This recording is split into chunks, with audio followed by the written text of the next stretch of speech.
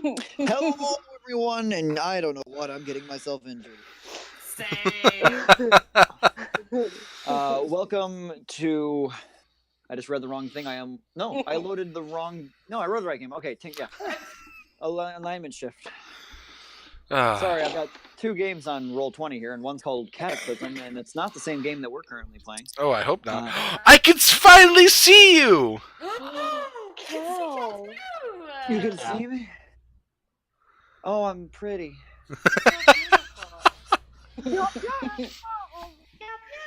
I'm gonna go away probably soon. I'll vanish like the morning dew.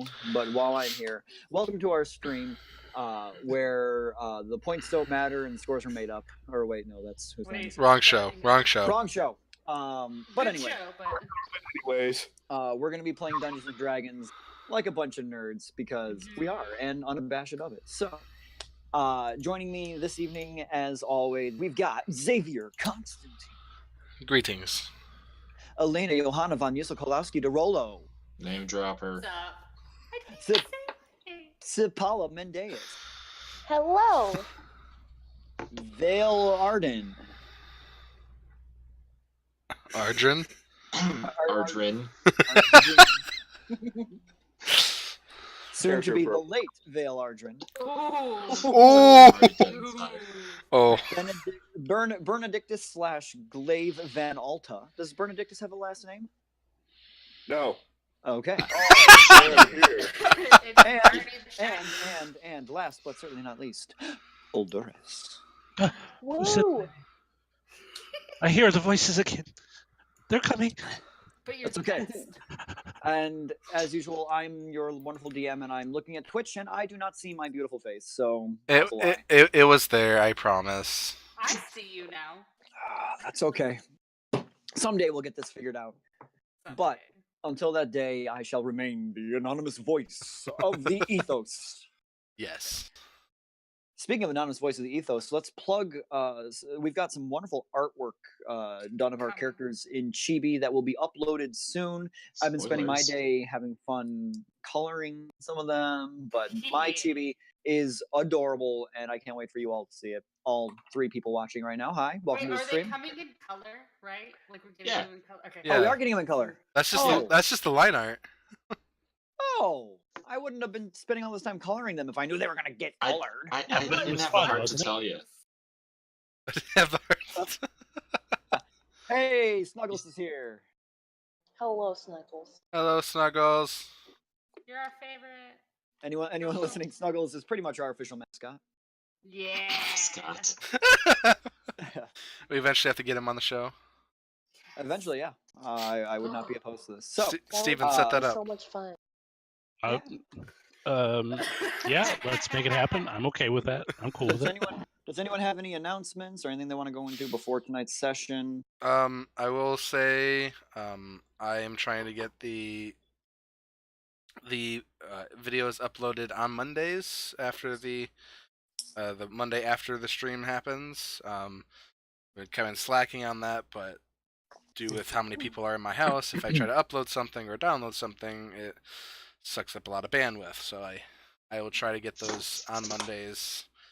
Then maybe later in the day, but I'll still try to get them up on Monday. Perfect. And I myself am planning on uploading character bios for a lot of the NPCs to our various sites and have been slacking on that regard too because, hey, seasonal depression is great. So, no. That's something you say yay to.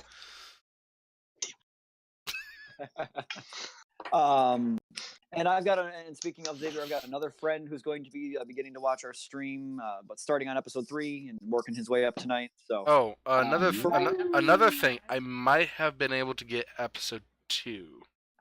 Ooh! Oh my! We might Last have episode. Well, one of 2 lost episodes. Yeah, I will. I'll check it out. I'll watch them over. Make sure it's not just one of the episodes in disguise. All right, cool.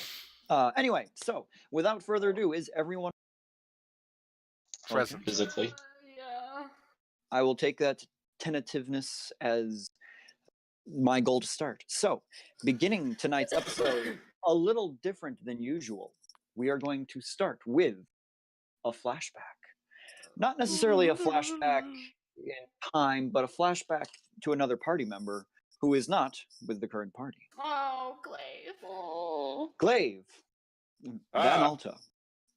He's fine. What? Who? Yes, you.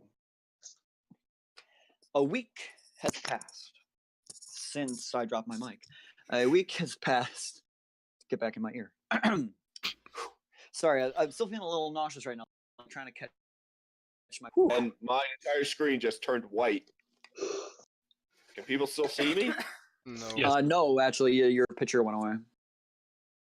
All right, continue. I'll just Sure. refresh. So, Glaive Van Alta, a week has passed since your closest friends left for the South Province of the continent of Taldore, and you have been working diligently 12 hours a day at the forge, hammering various pieces of artwork, metallurgy, gates, weapons, armor, becoming in every single day growing stronger and more comfortable with the molding of steel.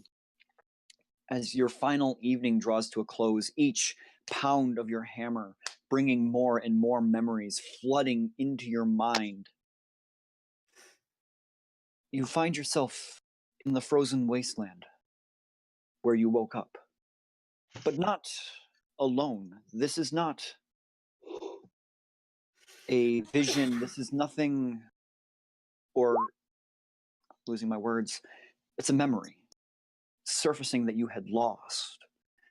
You find it strange, as though this memory had always been there. How could you have forgotten? And yet it crawls back out through the weaving, twisting, narrow hallways of your mind. You walk with your herd toward the summit of a great mountain top. Of course you are. You are on a quest for a great hammer with the rest of your herd. Glancing around, you see your daughter, your friends, your elders eyeball you through the snow. In the distance, you hear an unearthly cry. A strange insect-like shriek piercing the howling wind. Around you, warriors draw weapons and bows and hammers and begin surrounding the weaker members of the tribe, like wolves protecting the weak. In a flash, a blue insect-like creature comes through the unearthly blizzard, beheading one of your tribal members and vanishing into the snow. You draw your own weapon, circling with the rest of your pack. Another one of these creatures looms from the darkness, but you're faster than this one and swing your weapon, catching it in the midriff, blue blood splattering the snow around you. Almost as if frenzied by the blood, more and more of these creatures come through the snow, slashing and hacking at your allies. You all begin a whirlwind of combat. Blood, red, blood, blue, splattering all across the freshly fallen snow. One gets past you and begins tearing into the elders. You pull it back with your bare hands, throwing it against the cliffside, which tumbles down over a chasm. As you glance around at your numbers, you realize there's too many. You are outnumbered, outmanned, outweaponed, outmaneuvered in this blizzard, which is clearly their home turf. You lock eyes with one of your elders. You see fear replaced with determination. And you hear a beat.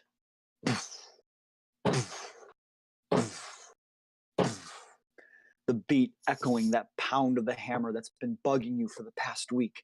Every hit on that anvil, reminding you of this beat. As you glance around in this memory, you see the other members of your clan, bloodied, gashes across their chests and midsection and legs, begin to pound weapons against shields, pound their fists against their chest, pound their feet into the snow. The elder opens his mouth and lets out a long, guttural throat song. Deep, piercing and echoing across the mountainside. Several of the other elders join in, creating harmony in this deep, reverberating sound. As the ice devils continue to berate your brethren, slaughtering them against the mountainside, their blood splattering into the ground, this note begins to shake the mountain. And you watch as the blood pouring from your allies begins to congeal in the snow and pool in a whirlwind around you. You've heard of the ancient magics that your people have. You never believed them. But your elders infuse you with this power, the blood entering the various gashes on your own body, and you feel their strength surge through you as the fallen give you power. And alone you begin to face the torrent around you, slaughtering all the ice devils, bringing them to their own knees. As this cacophony silences, you drop to your knees, exhausted. No one around moving but you. Your vision begins to blur as the cold seeps into your veins. You see in front of you what looks like a tunnel, black and endless. A void appearing in the white snow. Out of it, like writhing tentacles, shadows protrude into the cold mountain air. They twist and conform into the shape of a man that now you recognize, but then was foreign to you. A gentleman in a blackened suit-like attire steps forward, ooze dripping through his eyes and mouth, tentacles writhing from behind that then shrink and hide behind. You hear it whisper, "What are you? You're very interesting. But I can't have you remembering what you just did. No. No, you'll remember something different." And waves his hand and the world goes black. The last thing you hear is, "Sleep. Sleep for a time until I need you." You awaken cold in your bed in Singorn, the manacles still around your wrists. Cold for one of the first times, as you are not affected by temperature, especially not in Singorn, a rather warm city. You still feel the chill in the room around you, and almost imagine that you can see your breath cling to the air. That voice still echoing in your ear, "Sleep. Sleep." But it comes back. You hear this voice again, only distorted, as though shouted many miles away and reverberated off 1,000 different drums. "Where are you, Glaive? Why can't I sense you? Why can't I see?"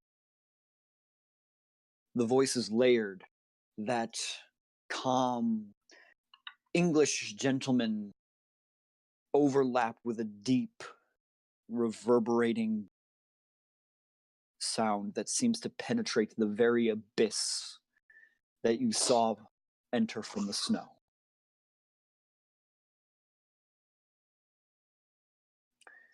At that point, you hear a knock on the door. It opens, and a guard of Singorn enters. "Your community service is up. It's time to get those manacles off you."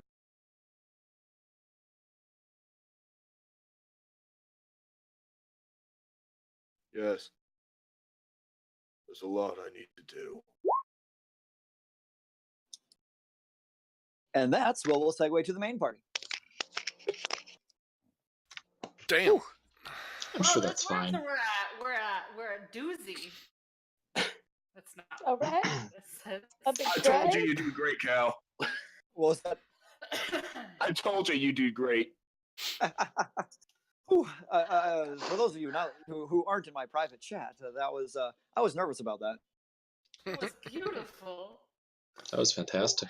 It was. Yeah, Fucking Well- chills, man. That's the kind of Apparently thing I mess with crying. my players with. All Work right, that out so, ahead of time. at the same time, I did not actually. That was not written down anywhere. Yeah, well, that's because I'm not that good. At A this compliment point, and an insult in the same sentence. a few Best days, DM a few ever. days, a few days prior to this in Singorn, we fast forward a few days south, where the party has just felled. Excuse me. Still trying not to throw up. Yeah, has don't, felled- don't do that. Yeah, that'd be great on stream. 3 giant worms lay dead around the party. And how does the party wish to continue? Does anybody else feel horribly insignificant all of a sudden? Ow!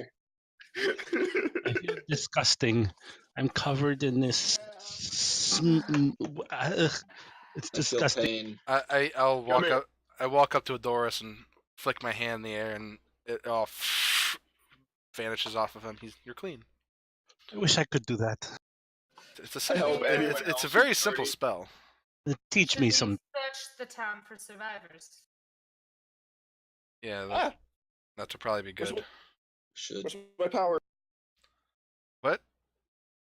My computer was unplugged and at 2%. Oh. Ooh, You caught that. investigated.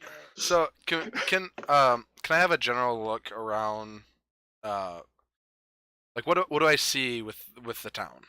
Make a perception check. Can he have advantage because I'm helping him? Sure. Make it with advantage. Right. Good thing there's advantage. I mean, it boosted up by 5. So 14. 14. 14. Yeah, I rolled a 4 that first one. So glancing around, you see a town utterly destroyed. There is not one building that is completely intact still. Each one seems to have massive structural damage to the outside and seems to have collapsed from the bottom in. And as you walk through this small town, maybe 6, 7 buildings tops, a very tight-knit community here of just a few families. You also notice this disgusting smelling pitch-like substance that has been smeared over a couple of the homesteads. Oh, that's a weird smell. Yes. I'll have I'll snap my finger and Beak appears on my arm, and I have him fly and do circles around the city, and if he spots anybody to come and get me. Yeah, can I have Santa look for survivors as well? Yeah, I send Um, off my animal companion too. Me too. All right. Perception check for Beak and a perception check for Thana. Beak is looking for people in the area. Survivors. Okay, so I'm just gonna do one roll then for both birds here with advantage. Well, Beak already has advantage because keen sight. And Okay. Fancy. I think Measure Thana would have it better too. than your- Flexible. Mod at 20 for Okay. Beak. As Beak flies over, she does not see anything in the city, anything in the surrounding woods besides the animals which have cleared out the general area. You are effectively alone. But as Beak looks up toward the mountain, you can see from her vantage point, high in the sky, pox in the mountainside, almost like Swiss cheese coming down, where you can see where these worms made their way with purpose down the mountainside toward this village. All right. Doris is gonna get himself gathered up, and he's gonna go up to one of the buildings, whichever one that's nearest and still left standing in some manner, and he's gonna try and discern what that substance is. Sure, make a nature check. Bless you. I'll have Beacon by. How hard is their hide? It's very thick. It's very hardy, and it almost resembles bone on the exterior as you tap it with your dagger and such. But it does seem, as you kind of pry at it, it has some give and does seem it may be some form of malleable. Okay, so Kind of cartilagey. Very. so could it possibly be made in a type of armor, or would that be too much of a stretch? With proper checks and such, you could with proper work. Someone who can work leather, nudge nudge, and someone. Oh, I forgot to add something. Shoot, and so segue, and someone who potentially has blacksmithing skills, would be able to work it. And with that segue, not Benedictus, but hey Glaive, Yes. I would also like to add to you on your character sheet for Glaive. I would like you to add, if you don't already have it, proficiency with blacksmith tools. Fair enough. Prison's changed you. A week training, 12 hours master blacksmith would be enough to give you proficiency in blacksmith tools. I'm confident enough not to hit my thumb. Hey, Avail. Huh? Do you think we could possibly make something out of the hide of this creature? Or would you even want to try? Maybe. Oldoras, what did you get on your name? Language Language proficiency. I proficiency. rolled a whole I think I 4, just did something. A what? a whopping 4. Well, that's good because you really didn't need much. As you look at this black pitch-like material, and you stick your fingers forward, kind of toward it to get a better smell. Not only have you smelled this before, and not only have you, felt its viscosity before, you have most recently been submerged in most of this. It appears to be worm bile of some kind. And it gives off a very thick, pungent odor that you were most recently had up your nose.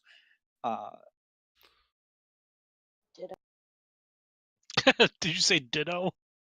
Yeah.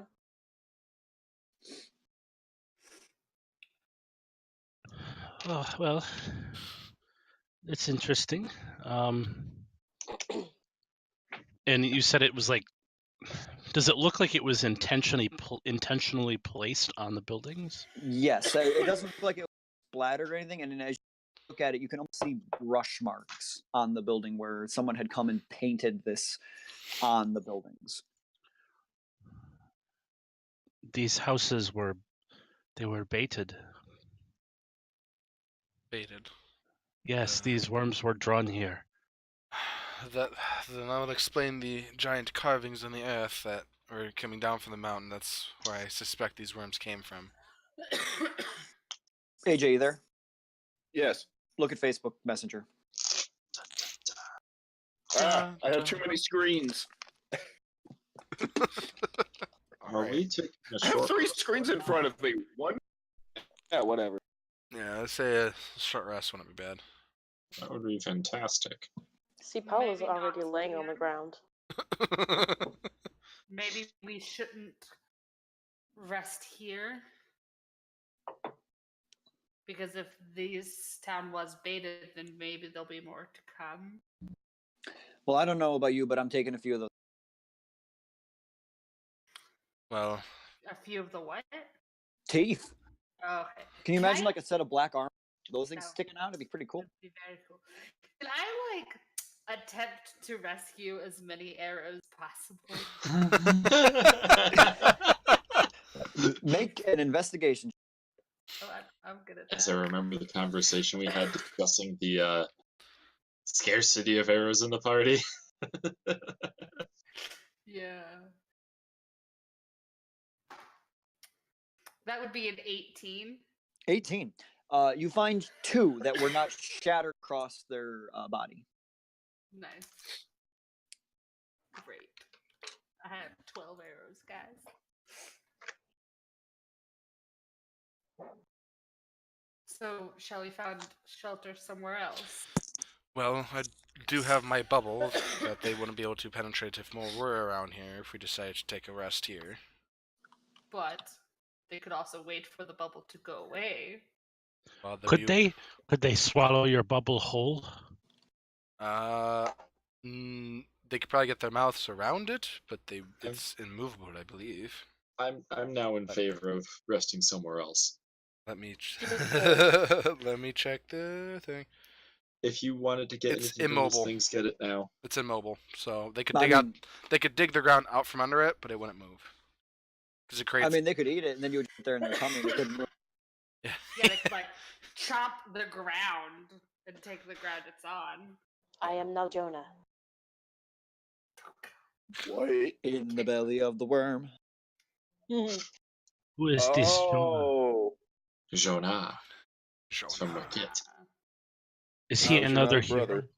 hero? It is a tale of someone getting swallowed by a creature and surviving. Whitestone has some interesting. Not Whitestone.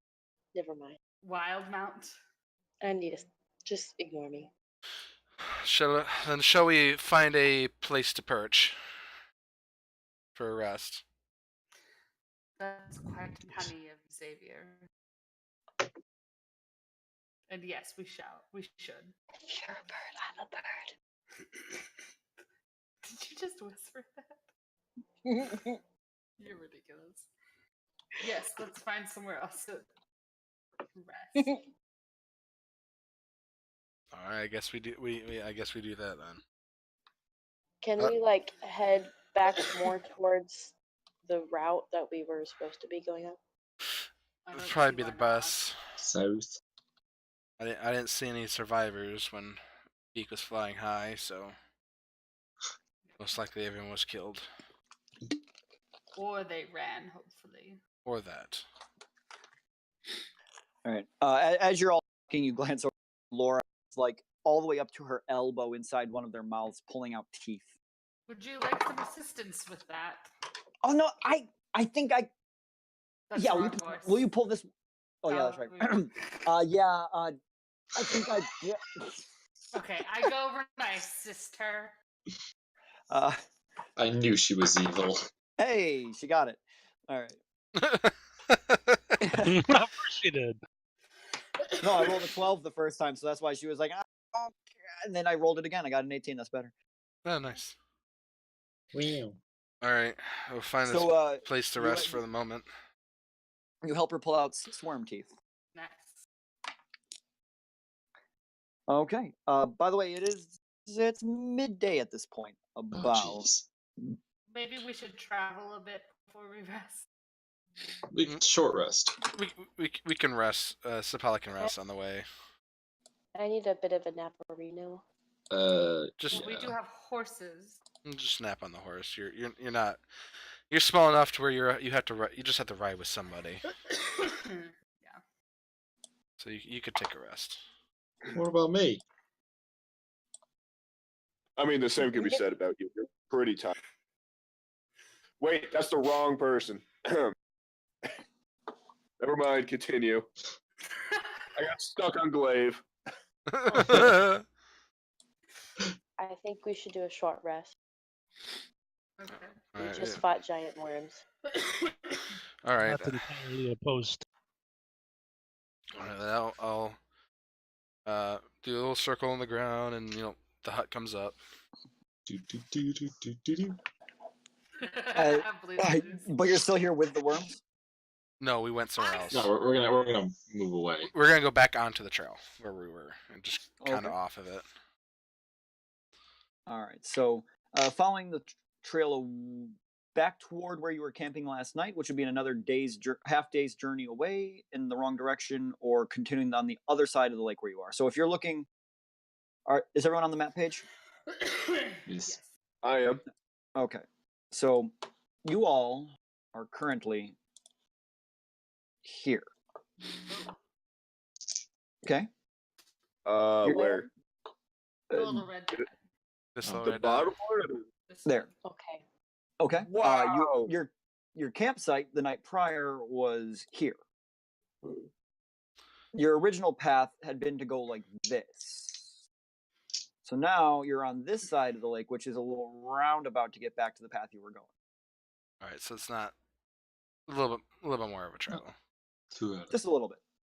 So either you can backtrack a half day and then resume on the safe trail, or trailblaze this way. Trailblaze. That's just trailblaze. Okay. Why not? I'll Is that haste, really the best option? I'll haste the horses. I'm just kidding. I don't think it's a bad option. All right. So As long you, as we you- don't run into any more of these things. Well, there is that. We're resting though, right? Yeah, for now. yeah. So Excellent. you go a little bit further than the town, as far away from the mountain as you feel comfortable along the basin of the lake, where you find a small pier that looks like where the village had set up for launching their boats. You put up your magical sphere of impenetration, The bubble. and Oh. or are you taking a long rest? We're taking a short rest. So I'm Okay. just gonna spend an hour. Okay, so Sapala, you may spend your hit dice. Thank you. Eh. Someone who's better than me, explain that. So you get a hit die every level that you use when you get HP. You can spend those dice during a short rest to regain that many hit points. So you roll. So for you, it would be a D8. You roll a D8 and add your con modifier, and you regain that much hit points. D8 I'm or gonna roll my yeah. tiny. For die. druid, yeah. Yeah, for a druid, it's D8. The only classes that are a D6 are wizards and sorcerers. Gotcha. I'm There you gonna go. roll my tiny dice. Do it. Roll high on tiny dice. You should I got show them 8. How tiny they are. Oh, then you get 8 plus your con modifier back in HP. Wish I rolled I an get 8. 10. All right, so you gain 10 hit points back, and you can roll as many as you want up to the number that you have, which is 9. You gain back half of your total each long rest. Yes, rounded down. Right. Not at all complicated, which is why I asked you guys. Right. So So as you rest for an hour, the sun begins to move toward the edge of the forest. You glance up from your resting and see Ooh, before question. answer. While they're resting, can I gather supplies, make arrows, and contract others to assist me in said? Are you arrow you're making? gonna go back to the worms now? No, I What? just need like just collect items to make Yeah, just to arrows. yeah. Sure. Who are you Just going like to have Minecraft. assist you in doing this? Who else in the party needs arrows? I asked like, does anybody else in the party need arrows? I don't need arrows, but I can help make them. I make crossbow bolts. They're pretty similar. Because doesn't Anduel, Laura, me, and Vale all use arrows of some sort? Or no, Yes, you do see an Anduel bow on her back. Laura does not, but I can assist you in making some. I would appreciate that. And I go over and I go to Anduel. I try to cold shoulder Xavier as much as possible. Try to, I'm you so try to upset. you try to what? You cut out for me there. Oh, cold Cold shoulder. shoulder. Oh, okay. I didn't hear that. I didn't hear the cold shoulder part. I go to Anduel. I Subtle. say, Anduel. yeah. How are you doing on arrows? Oh, I got this wonderful a quiver here that never runs out of arrows. So That's wonderful. I'm kind Sucks to of suck, jealous Elena. of you right now. Elena now hates an Undual. No, What? no. That is, I wish I had a quiver like that. Oh, well, I've only got one. Well, obviously. Give it here. Can, You know can you that just part pull arrows from it and just put them in yours? Does it work that way? You know that part where Laura steals the broom? I'm having that moment. So we push her into the fire plane. Okay. Well, Why would you I say don't that? have a quiver like that wasn't that, me. and I was wondering if maybe you would Yes, it was. assist with making arrows. Are we gonna have a crafting day? Yes. Oh god. Bring back rabbit for the stew. What Go ahead and make a survival check with advantage. I guess I'm not Come helping. on. I said I would appreciate that cold shouldered you. I'll make like 2 arrows. Vale, are you napping? I'm not asleep. However, I am resting. It's survival. Because ouch.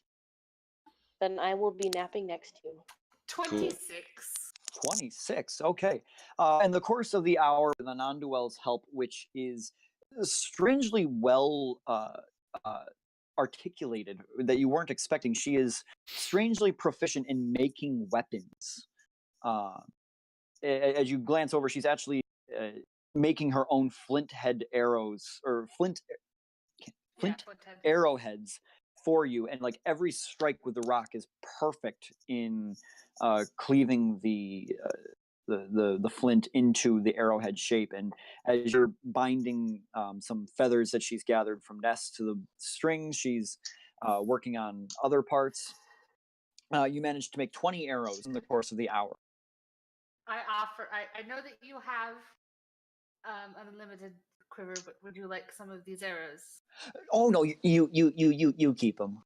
I feel like that was a pity. I'm just gonna take the one I made. You'll need them more. I'm just gonna take the one I made and just throw it in my bag.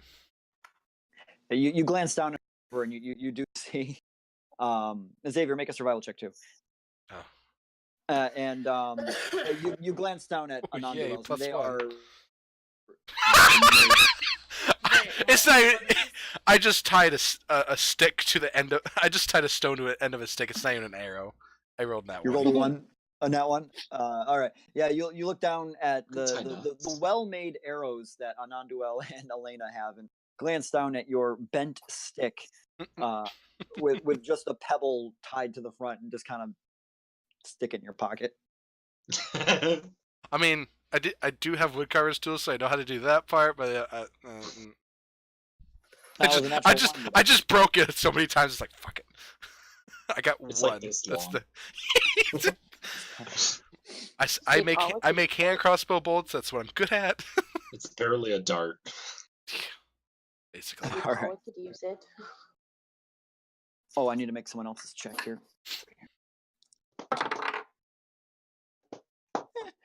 In the course of the hour, you watch as Laura begins on her black plate armor that the stalwart watch wears. She's fastened one of these worm teeth to the shoulder, and it's now sticking up in a very kind of barbarian way out of her shoulder armor.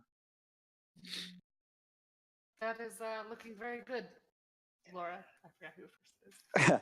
Well, I'm hoping to put the other 5 on, 1 on this shoulder, 2 on the forearms here, and maybe a couple on the back. You'll definitely make a name for yourself with that armor. I hope so. I hope they're a good name, because the only thing I can think of right now is horny, and it's not really working for me. Sharp. Ah, that's not a bad one. Sharp Lizard. warrior. Sharp. No, not liking it. Well, anyway, we'll figure it out. Spiked. Do you feel like a real adventurer? I feel better than I did wearing my standard issue stuff. It's nice to be able to customize things. Yeah. Well, totally. I meant with everything that's happened today. Oh my god, that was so much. I don't know if Eudorus would agree with you on the fun part, considering he's Scuddy. It was, Oh yeah, that was exciting. disgusting. I threw up. Yeah, not fun. I thought I was going to die. But you didn't, and I mean that's fun, right? But I almost did. And that's not fun. But you didn't. So yeah. I love these two. Okay. Meanwhile, Vale's just doing the thing, we're just looking back between both of them. So they're going back and forth. Yeah, the tennis thing. Yeah. Look, She calls Eldora, napping when hardcore. when you're in the Stalwart Watch, you learn one thing, and that's death happens every day. I've dealt with necro plagues, and I've dealt with werewolves, and I've dealt with vampires and demons. You don't get to pick the way you die, so make sure that when you do go out, you go down in a blaze of glory.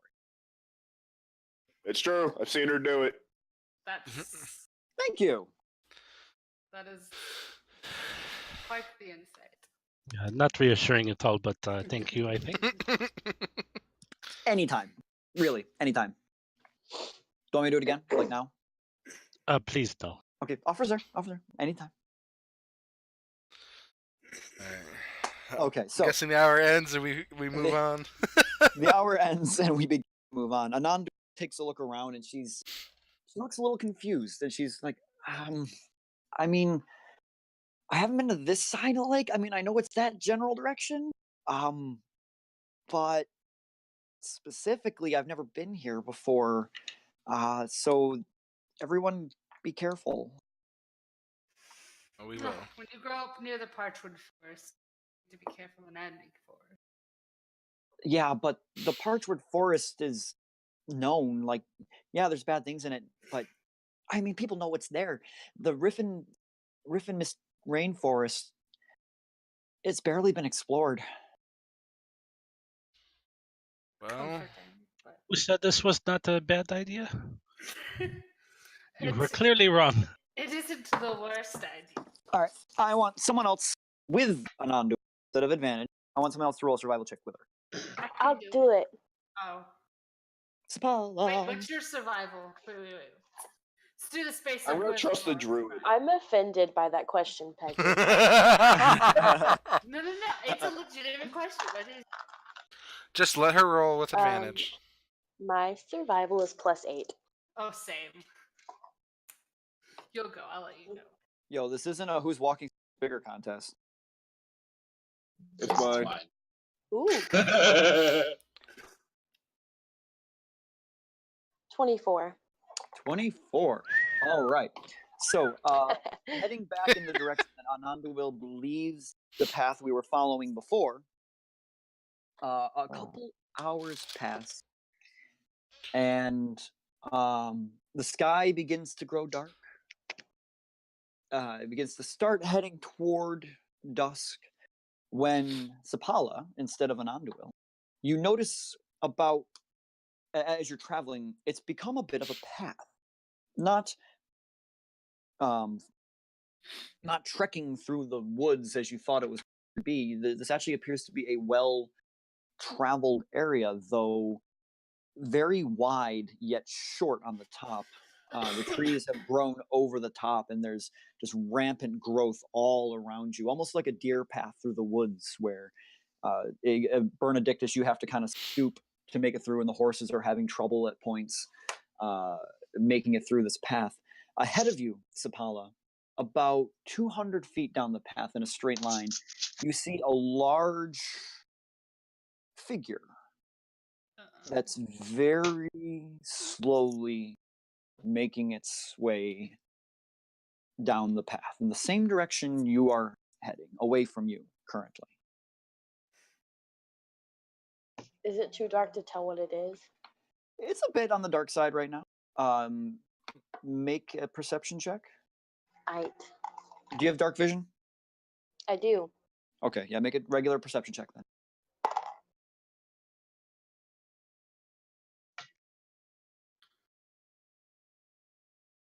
13. 13.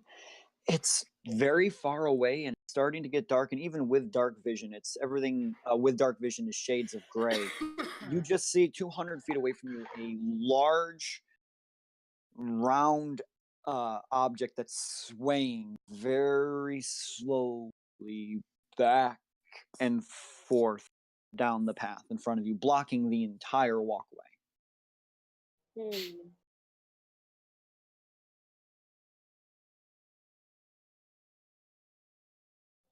Guys, What's up, Sapala? there's a giant slow thing that is walking at about 200 feet in front of us. Should I go say hi? Let me check it out, and I have Beak appear and fly him high up. As Beak flies high up, she cannot see through the canopy trees. Oh. All right, I'll just have her come back then.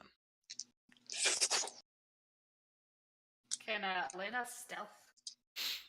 She can certainly try. Roll a stealth check. Oh no.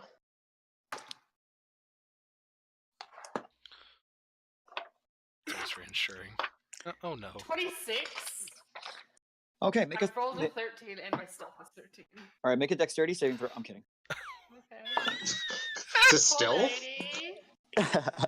Alrighty. Perception. So hard you trip yourself. Okay. So you're gonna attempt to get closer to this creature. Yes.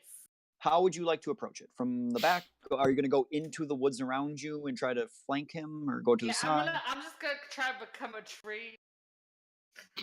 No, I'm gonna try and sneak like where he can't see me. Okay. As you are approaching, make a survival check. Okay.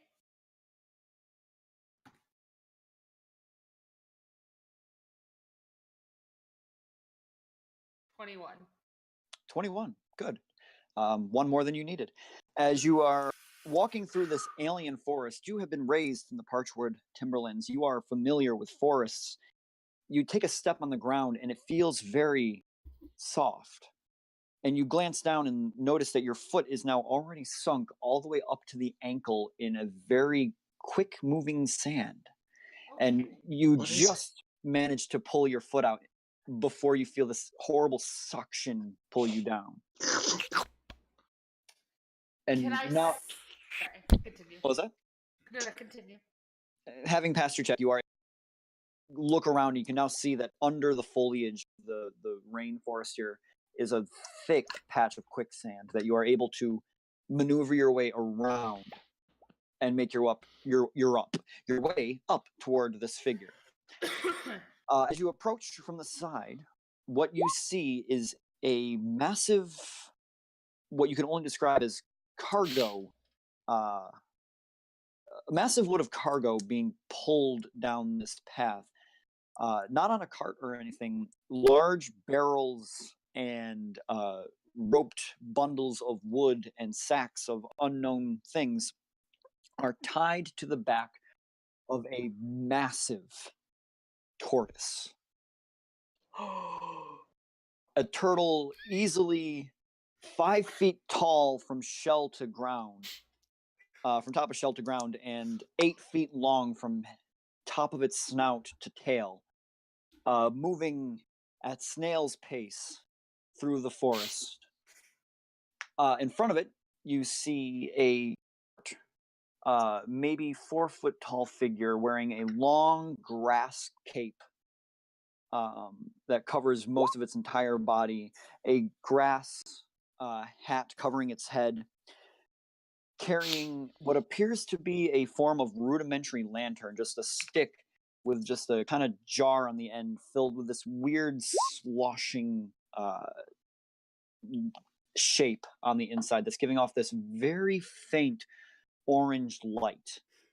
And this figure is walking next to the tortoise at an equally minuscule pace. Okay, so you know the thing where the good guy throws the guy? What? Nope, What? you hold up, you broke out there. Where the good guy throws. You know where like the good guy when he's hiding from the bad guy throws something to distract the bad guy to get him to go another direction? So like a distraction? Yeah, I want to do What? that, but I want to see if I can like still hide while trying to get him to like look my way so I can see his face. Sleight of hand Does that check. make sense? There's a feat for that. Does that make sense? Yeah, I'm racking my brain right now. That's the oddest request. Can I actually? Okay, can I get Thana to like go up into a tree and like shake a tree branch or something like that kind of thing? just yell. That's ridiculous. Birds don't do that. So Thana, you converse silently and as quietly as you can with Thana, who flies up into a branch and begins.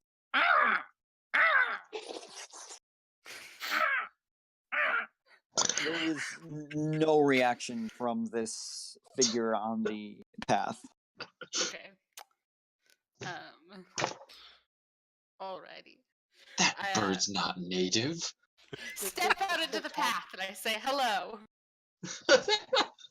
Oh, you're That's stepping what I out. would have done. You're stepping out right in Just front of your him. friendly traveling salesman Not here. right in front of him. Maybe a little bit in front of him, but off like, Okay. to the side. So I don't freak him out, but So you step out of the brush in front of the creature as dusk begins to fall on the Riff and Mist jungle. You put up your hand. Hello. You don't even see them react. There's just a brief moment where the head comes up, and you see now, I think for the first time for you, yes, I have not seen the frog people. a frog-like person under this grass hood. Very old looking. You see multiple like warts and little hairs sprouting out here and there, with a very sunken, frowny face and a massive, like almost double, triple chin going down. And as you step on the path, it continues walking. And imagine like if you've ever been stuck behind a really old person at Walmart. Yes. Oh my god. Slower than that. The figure, Frog. slower than that, takes like a step next to the tortoise, looks up at you, looks back at the path, and just continues walking forward until it gets uncomfortably close to you. And just using the bottom of its staff that's giving off the faintest light, it almost looks dead at this point. It starts to tap you on the shin with the bottom of the stick. Just tap, tap, tap. I guess I step out Tap. of his way.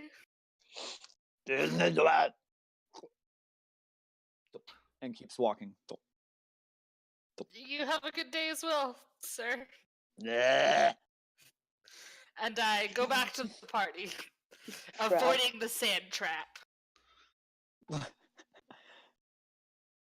a minute. So what happened? Well, I saw a giant tortoise Turtle. and something that looked quite like a frog. Frog. Have- Okay. Have I read about frog people before? Other than hearing about it from Vale? Because you're a freak nerd, I'm not even gonna have you roll this. Yes, yes, Xavier is moderately familiar with frog people. Have you not heard of frog people before, Elena? Well, so I- the one thing I'll add, just for the sake of Brevity. understanding, for brevity, not for brevity. Nothing I do is brief.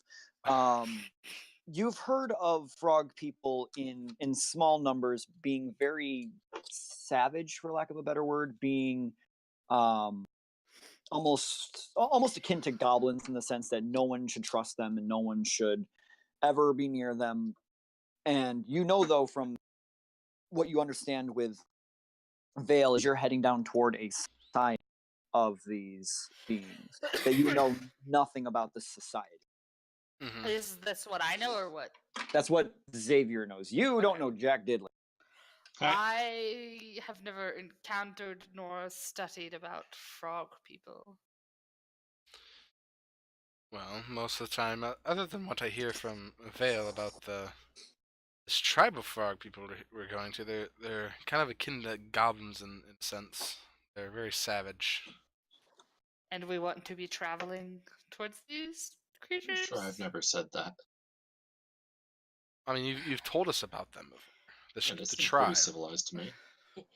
But Frog what I've read about them, they're very akin to goblins in that sense, where they're sort of vicious. All right. They're still Well, beings. that is what I saw. I tried to garner his attention, and it did not work. Did he seem hostile? No. Seemed very determined on his path. Would there be a way for us just to go around him? I mean, besides walking around him or walking through the trees. Well, so just to know, the path is pretty much the only way you'll be able to get your cart and horses through the jungle. We If take If you the want cart. to Did abandon We the didn't cart, take. We don't have a abandon the cart. and horses. We don't We have just it. have the horse. We I just think have we the horses. abandoned the cart in favor of transporting food in bags of holding. Yeah. So we don't have the cart. We have our horses, though.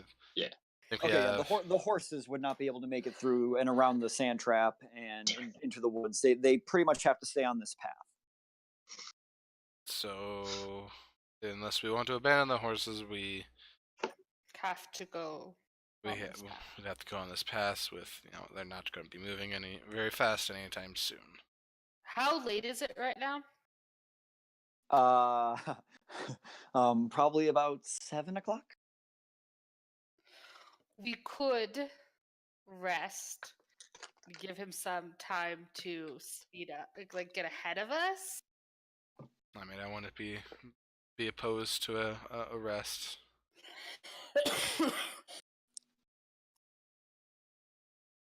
Okay, so you're gonna make camp here? Yeah. All right. Find a good clearing. We're gonna hitch up the horses and whatnot. Investigation check. I would like to assist. All right. Well, it stopped it from being a natural 1. Hey. But it was a 2 that I rolled, so Oh. 11. Okay. I'm so- helpful.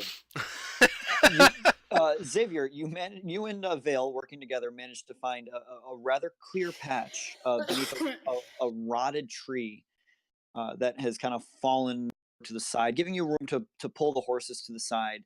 A good 15-foot area where the horses could sit, and then a tent, A or rather a clear tent patch over. of quicksand. Thank you, Vale. All right, and I'll take a moment, draw a circle, mutter a few words, and bubble. Okay.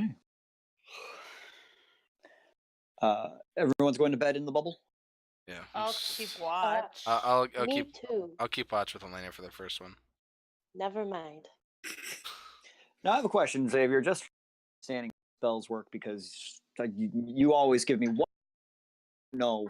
If you pop up that bubble and things are already in that area where the bubble popped up, they're not like expunged, right? They're still in there. Oh God! Well, I believe creatures only I designate can enter. 9 Can creatures. enter, but if you are like, I'm talking insects. If you cast that spell, is every ant on the ground boop out? 9 creatures of medium size or smaller can fit inside the dome with you. The spell fails if the area includes a larger creature or more than 9 creatures. Creatures and objects within the dome can be that you cast a spell can move through it freely. All In of the that case, the creatures. spell- All in of the that case, the spell creatures. fails. All other creatures and objects are barred from passing through it. Spells and other magical effects can't send through the atmosphere. What do you mean? It fails to. Yeah, as you try to cast a spell in that area, it does not seem to. Oh, is it not big enough? No, you don't know.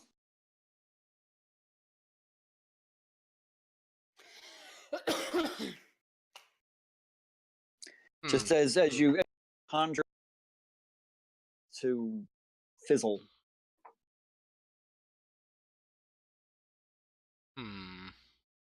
A non-duel.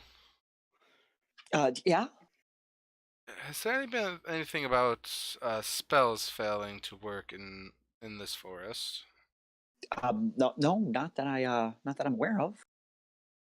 How big is the area around here? You said 15 feet. like a 15-foot radius area. Yep. Okay, then it should work if it's that big. Mm-hmm. I mean that spell penetrates into the ground, I assume, correct? No, it creates a domed bottom. It creates a half sphere. Wait, so someone could just dig up into it? No, there's a floor and then the dome. I'm so confused by the spell. I hate the spell. It creates a half dome of a movable forest. Basically, if you take a ball and just cut it in half, it still has a bottom, so nothing could get into the bottom. All right. Then never mind. Your spell worked then. Oh. Okay. Okay. And as you and who was doing the watch? Me and Elena. Me. As you are doing the first watch, you sit there inside the dome and watch as from beneath the dome, strange insect-like beings about the size of a small cat, reddish beetle-looking creatures that glow from the inside begin crawling at the bottom of the dome, and you see them like writhing beneath and crawling out to the edge. And as they come out, they emit this dim light around the area, and you see them skittering about the edges of the encampment. Interesting. I had something like this happen while I was camping once. I I'm could feel whatever was underneath the tent. It wasn't pleasant. I'm gonna just tap the bottom and the it goes opaque, so we can't see that happening. Because that's creepy. Just the bottom. Not... Elena's not creeped out by this. She's like, oh, that's good. I'll just leave the. I'm just kidding. I'll just leave the area under Elena. But during this time, Elena, I'm sensing some hostility towards me. Oh, really? Thought I made it pretty obvious why. No, you haven't. And I'm just trying to understand why you might be angry with me. The Briarwood book. Do you remember that fight? The fact that you still have it on you? You never know if I even had it. You had it. And how would you know that? All I said was I was going to take a look at it. Because it is a tempting book. No, it's a tempting book, you say, and I pull off the bag of ashes of the book and throw it at her. You still have the ash. I do. And what is this? The book. It's You ashes now. destroyed it. Yes. And you waited this long to tell me. Well, you never knew I had it. I never said I took it. I had an inkling. Well, there's your proof. You can even look at it. You can I even ask open it. Vale. She was there when I burned it. Don't ask her now. She's asleep. She needs that rest. Obviously. You're gonna Yes. get turnt, man. As you're hearing this crunches outside the sphere, but and every once in a while, like thwapping sound is like wood hitting chitin.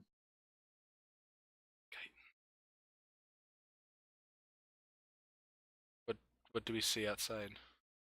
I thought you said it was opaque. We could still see. I said just the bottom. Oh, I hate this spell. I really do. This is the absolute worst spell. Sure. So as you look up and see now, make a perception check. Actually, I'll do it with disadvantage since it's dark outside. I can look. 10. Can I roll one as well? sure. Why not? I rolled a 10. Okay. You and your dark vision. That's a 16. Sure. Xavier, you really. It's a little too dark, and you can't quite make out the logistics of what's going on out there. Elena, what you see is that same tortoise figure, and the bullywog accompanying. The tortoise is now parked right outside your sphere, Oh god. and the bullywog gentleman is sitting on a log, and he's grabbing some of the beetles around. And as they come up around him, he just picks one up, grabs his staff that he was using as a lantern, and just cracks it over the back. And you watch as this beetle splits open, emitting more of this orange light. And he just kind of reaches in, and there's just sickening sound as he pulls out this glowing orange ember from the inside of this beetle. And opens up a large sack next to him. You see now from inside the sack, there's more of these innards in the sack, and he just kind of drops it in there and starts hunting for another beetle. You remember that frog that I told you about in Yes. the quarters? He's right outside there, Bubble. What? What's he doing? He's cracking open bugs and sitting on a log. Hmm. That's interesting. Yes. These creatures are very strange. I throw the bag back at him when he's not expecting it. Dexterity saving throw. All right. I'm not proficient in those. 22. Damn it. Miss. He catches it. Damn it. I am missing a book. Hang on. Just ash and garbage everywhere in the.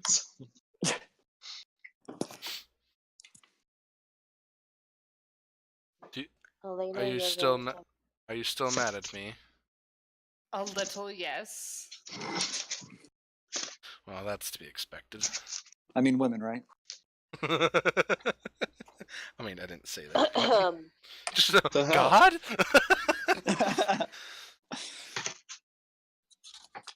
You did hold on to this, and you knew how I felt about it, and you waited till now to tell me about it. It simply slipped my mind because I got rid of it, and that was, a problem off my shoulders. Do you not know what the Briarwoods did to my family? What they did to Whitestone? Yes, you've told me multiple times. I've read about it. It's a very well noted event. And yet, the Briarwood, anything related to the Briarwoods, oh, there's nothing. Say that one more time. You cut out. Sorry. Not gonna. So anything related to the Briarwoods should be treated with importance and not just pushed aside. I got rid of the book, didn't I? Yes, but you knew how I felt about it and you waited to tell me. Maybe you elves don't forget anything, but humans do. Cal, how loud are they being? Very loud. More so, Okay. Elena, I would Do- believe. I Do was I just.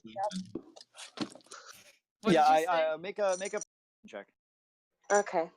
You said perception, right? Yeah, I'm not even gonna make it with this. They're not I was trying just, to be quiet. I was just thinking, why did my camera have to be between the two of them? You can always Ugh. get- Well, not on the stream, no. Oh yeah. 21. Oh yeah, that will.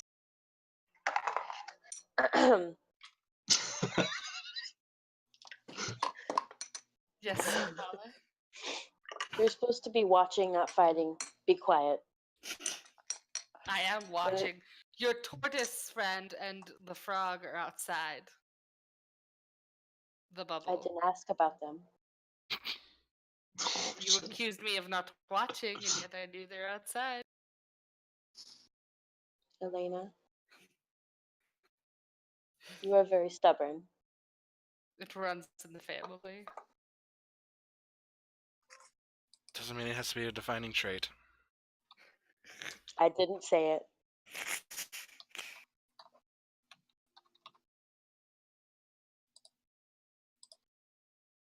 See, Paula Elena just just glares at sits there. Elena and Xavier and then just goes and curls back up next to Vale. I'm surprised that you didn't look at the tortoise and the frog person. See, Yeah, I Paula, thought like, she was gone. Just I thought she was gonna walk right out. Don't mess with Sapala's sleep. Damn. Or Kayla's. Yeah, definitely don't mess with Kayla's. Now you've awoken Sapala and pissed her off, Xavier. You're the one that was yelling. And you're still talking loud. Dear God. I was not yelling. Speaking loudly, yes, not yelling.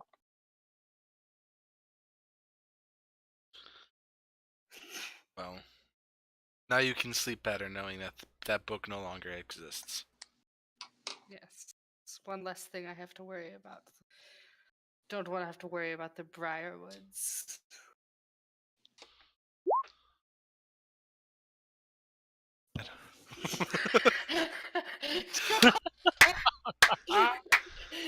Oh my god.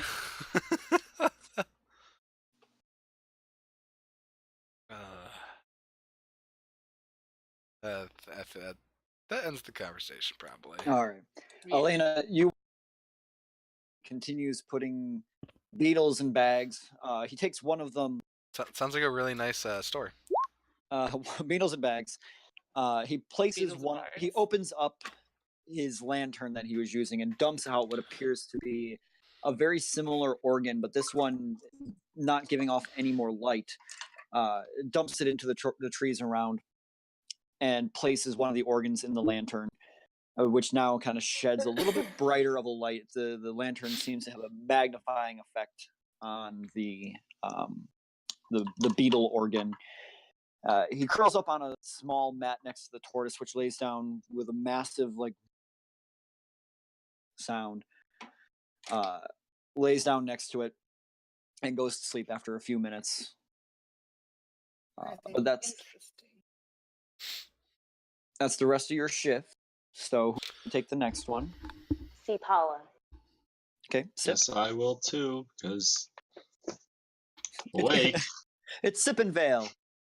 sip and bait. Ba-dum I bum. love it. It's like Chippendale, but it's Sip and I Vale. love it. Anyway, perception checks. I wanted to use the scribble, but I guess I was muted when I said that. Oh yeah. Literally, That was there a while. It was frog before we went to person it, though. Oh, right yeah, outside you the were muted. bubble. Yeah, I was muted when I said it. Do I still do perception? It's not bad. I didn't mean to click that for you. Cal. Hello? Hello. Yes.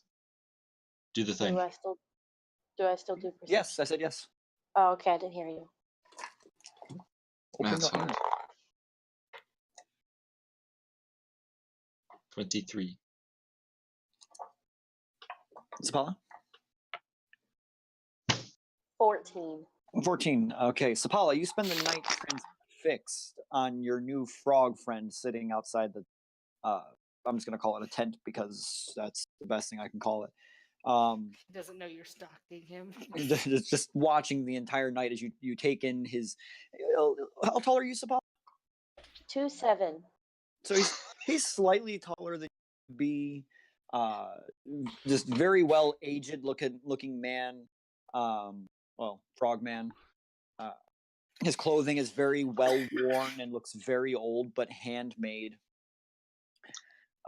His mouth kind of permanently transfixed in this long brown, with these multiple whiskers just kind of poking out at odd directions in his face. Vale, as you glance around the forest, you do hear surrounding you just this orchestra of strange noises you've never heard before. Birds and insects chirp and screech throughout the night, and even at one point you hear this massive as the rest of the forest grows silent around you. And then slowly the noise picks back up after a time. But that is your shift. That was And then literally a summary of the first shift.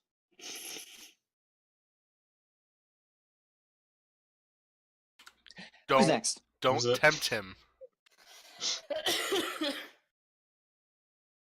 Uldoris will take a shift. Is Bernie gonna take a shift? Bernie. Benedictus. Are you muted? The shiny. I think it should be Eldoris and Laura. Did you fall asleep? You Glaive! thought Laura would be funny. I was muted. Woo! We called it. Happens to the best of us. I said the God Brothers got this. The God Brothers got this. All right. So make your perception checks. Rolling, rolling, rolling. Roll high. That's roll medium. Modded 20. Okay. Not as good. That's 12. 12. Glaive, you're transfixed on the beetles that are going around. You watch them crawling around the camp and kind of around the tortoise and the strange frog being. And Oh, they're so pretty. you find it interesting that you see them and their bioluminescence even through the magical sphere, and you're just transfixed on how does something just start to glow? I wonder if I can turn that into a drink. Into a what? A drink, like an alcoholic drink. Eldores, partway through the night, you hear a very quiet sound growing louder. As you kind of try to figure out what it is, it's just a very faint. And as it gets louder, you hear it like a car coming towards you.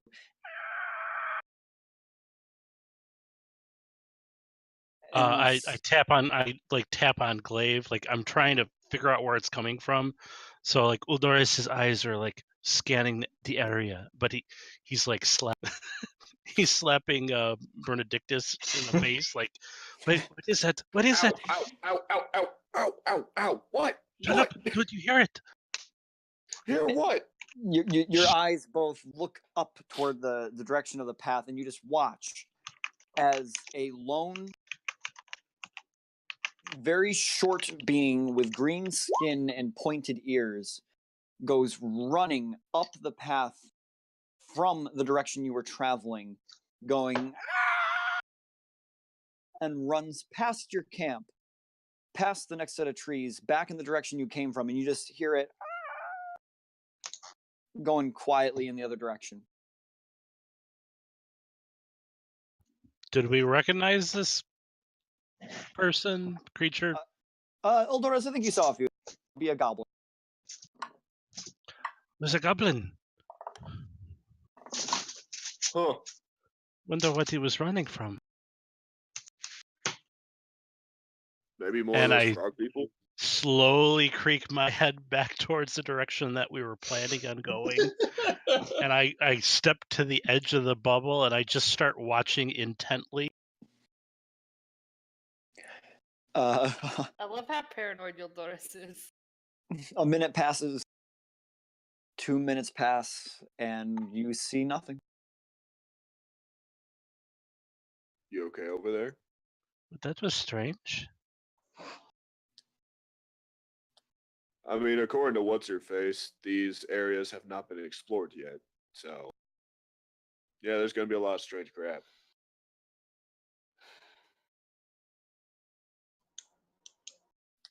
I've been meaning to ask, what's with your whole get up? Uldoris looks down at what he's wearing. What, is there something wrong with my clothes? Well, I've seen you fight with your scythe. You have this weird energy about you. And I'm pretty sure I saw you talking to yourself or to like your shadow on the ground. So, like, what is. And I just gesture at the whole entirety of him. This. Oh, But you just gestured to all of me. yeah. Well, it's a long story. Well, not really too long. It's a lot. I don't talk to myself. I do talk to I talk to my shadow. It has a mind of its own. The first friend I ever had. The only one that's actually stuck with me. As incredibly amazing and sad all at the same time. Thanks. I think. Does it talk back to you? You know, I don't mean sarcastically. I mean, does it actually hold conversation? I've never heard it speak. It gestures a lot. Gestures, not gestures. It gestures a lot. Like it's trying to tell me something, but it's never audibly spoken. No. Huh. Can it commute things to other people? Well, apparently, it I don't know. It shared something with Elena's father once. I still don't know exactly what it showed him, but I have my suspicions.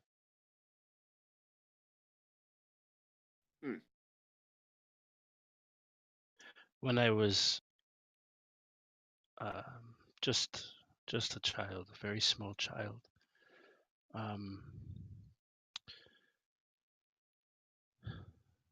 well, not all tieflings are. How do I want to put it? Most tieflings embrace who they are, and their inheritance, their lineage, their devilish nature. A lot of us embrace it and use it to our advantage. Many of us fall in line with some of the darker, more hellish things that exist, and for better or for worse, my parents didn't want any part of it, and so we ran. We ran a lot, I guess. I just remember being on the move a lot, and one day we couldn't run anymore. We were caught, and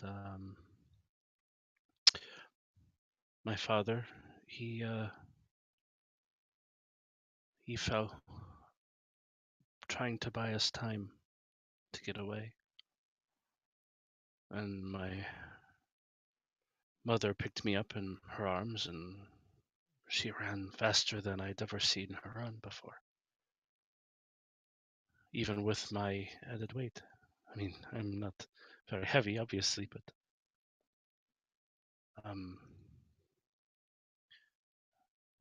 and then she stopped running. She couldn't run anymore. There was a lot of weeping and a lot of blood.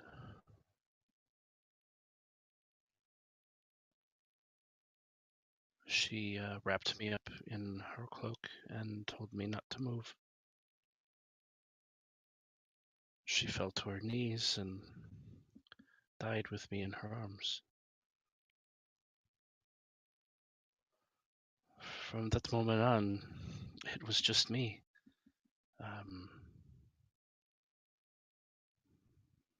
When the sun finally came up, I didn't know where to go. I was so little. So I just started following my shadow. And then eventually my shadow just started literally leading me, pointing where to go. It was, I mean, when I look at it now, it's kind of strange, yeah, but for me, it was normal. And as I grew up, I just knew to run. That's all I knew. So I spent a lot of time on the road, and eventually I was able to,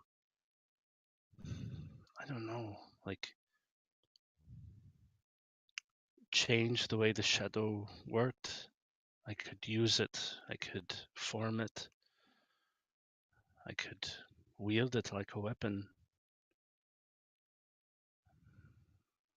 Though I never wanted to hurt anyone. I just wanted to be safe, to be protected, and maybe protect others who were running from whatever they were running from. And he gives him a nudge. Are you still awake? Did I put you to sleep? I'm listening. I'm sorry, you're very monotone. I'm here. I'm here. I am. Doris finally reveals his backstory, and the one person to hear it wasn't listening. No, he was. He was. Did you ever? This is just a question. Did you ever consider that your shadow might be your mother's spirit trying to keep you alive? Or your father's? I don't know. Dads can be pretty protective too. But honestly, I got nothing to say. And then I hug Dolores. I can't really say, like, while I'm holding him, I can't really say I'm sorry because there was nothing I could have done to prevent it. I can't say that I wish you had a better life because that would mean that the life you led wouldn't have happened and you wouldn't be here with all these amazing people. All I can say is, I'm glad you're you, and I'm glad you're here.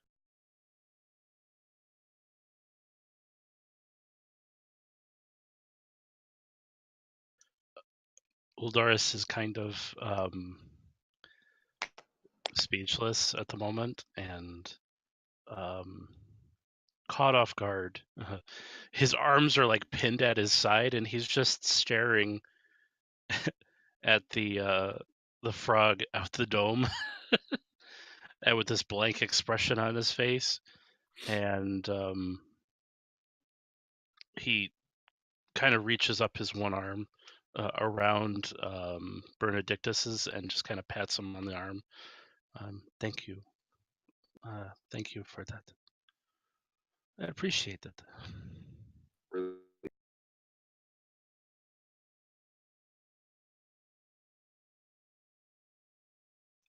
You can let go now. I do. Oh, did I mute myself?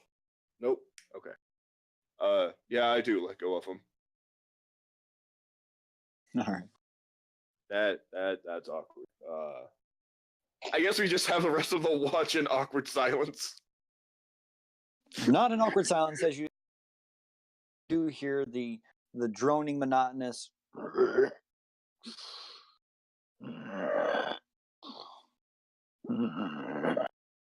of the frog person sleeping outside. Okay. Awkward unsilence. Awkward white noise.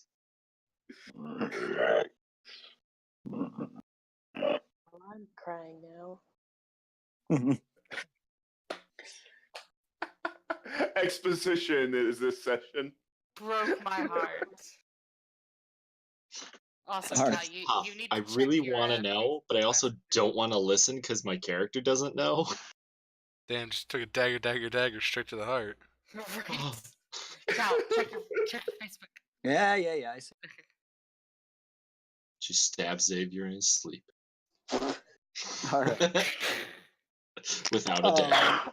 The rest of your by, much like Vales and Xavier had, you do still hear the strange sounds of the forest and even some larger being roaring into the night sky. A little near the end of your, maybe an hour to go, before you would begin to wake the others, you watch as the frog person outside begins to stir, and very slowly, the best way I can describe, very grumpily, start rummaging through sacks, builds a small fire, pours a white, kind of white grain looking material into a pot of water and begin boiling it. And starts making tea and such for as your shift comes to a close.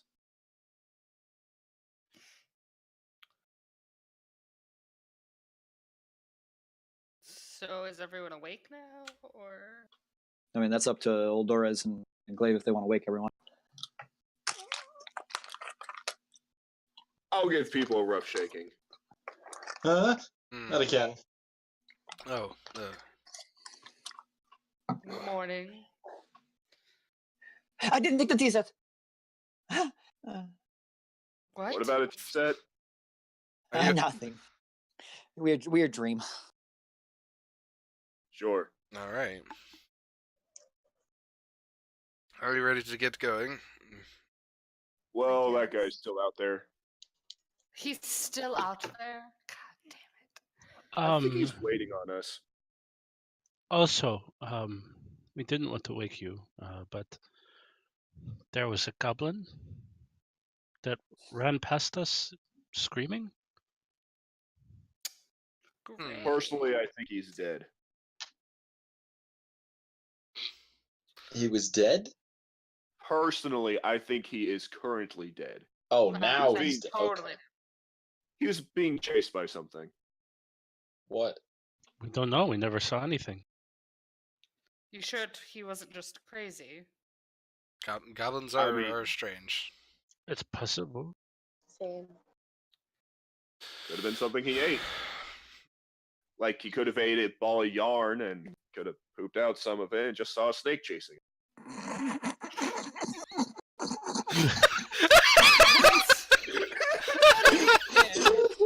I feel like Oh my if God. you speak from personal experience. Yeah, right? That was way too I'm specific. making a. Have none of you owned a dog before? No. No, I mean my family owned a bear. Does that count? I forgot who you were for a minute because you weren't dropping your name. Right? Screw you all. Before we go too much into that, I just have a quick question. I keep forgetting. I know I asked this like a year ago, but Bernadictus, do you have a tail? Oh, yes. Okay. My God. No, you're one of those hoity-toity dragonborns. Duh. Duh, that makes total sense. You needed a tail to tell you checking. that? I couldn't remember. I know I asked like a year ago, back when I first met Bernie. But anyway, continue. The pooping a snake reminded me. You have a tail. You are the strangest dragonborn I think I've ever spent I any time around. do think he speaks out of experience. Yes, because my family owned a dog. Oh, I thought that you had eaten the yarn. And thought you were Why being would I eat trespassed. yarn? It has no nutritional value or flavor. Maybe you were a small child. No. Alright, Then let's why do would I waking remember up that? take 2, okay? So you saw a goblin. It was Yes. running. that's- You think it's dead now. Got it. Let's move forward from there. Oh my I God. still made my morning joke. Shall we continue on now? Do we not want breakfast? I mean, Since I'm holding an egg or a frying pan. I mean, we're still. Wait for it. Hold. I mean, we could have a quick breakfast. That's meant to include that. I just imagine Bernie in like a little frilly like apron. Yeah. Kiss the Only when dragonborn. he's in the city. Yeah. All right. As you have a brief breakfast, and as Bernadictus is cooking it, what? I want to try communicating with the frog. Sure. Who's scry. outside the? Yeah, Oh wait, you're scrying, or you're talking to the guy outside? I'm talking to the guy outside. Oh, sure. First. Go ahead. Are you going Alright, to? Yeah, I'll just kind of walk up and like sit down opposite him, or opposite the campfire of him. Good luck with that. As you come out, he doesn't even. You come over and sit across from his fire. And see, he's actually made quite a bit of rice, or made quite a bit of this rice-like thing in the pot. It doesn't have a rice-like smell as you approach his fire. It's giving off almost a nutty kind of roast almond smell Can't as believe you it's not rice. as you approach him.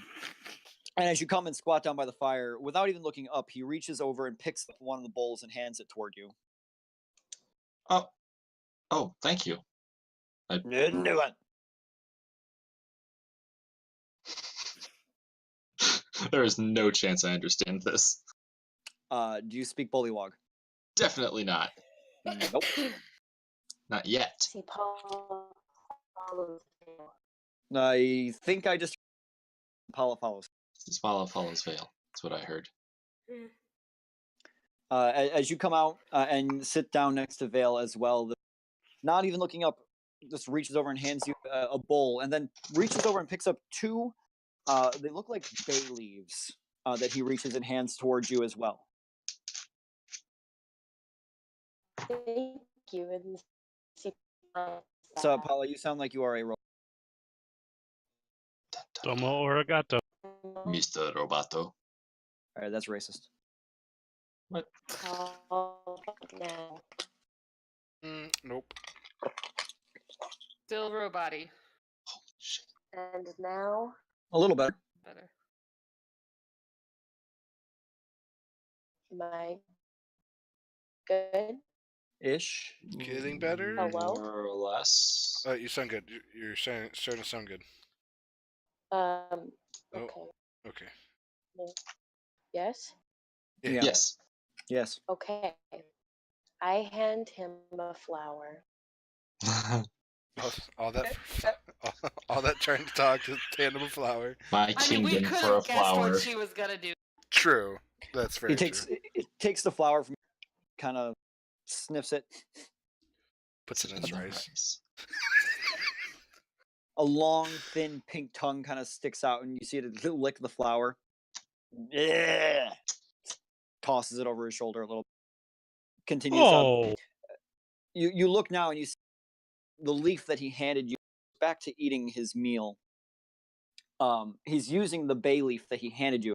He appears to have folded it almost origami style into a small bowl in his hand and is using it to shovel the rice into his mouth with.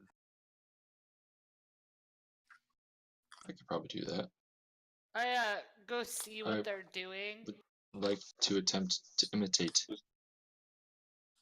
Nobody want. Oh, Make I could do origami. I'll take some of your food, Bernie. make Thank you, Seeing what Xavier. they're doing. make a dexterity check. This should be easy for you, Vale. Keyword should. Don't jinx me.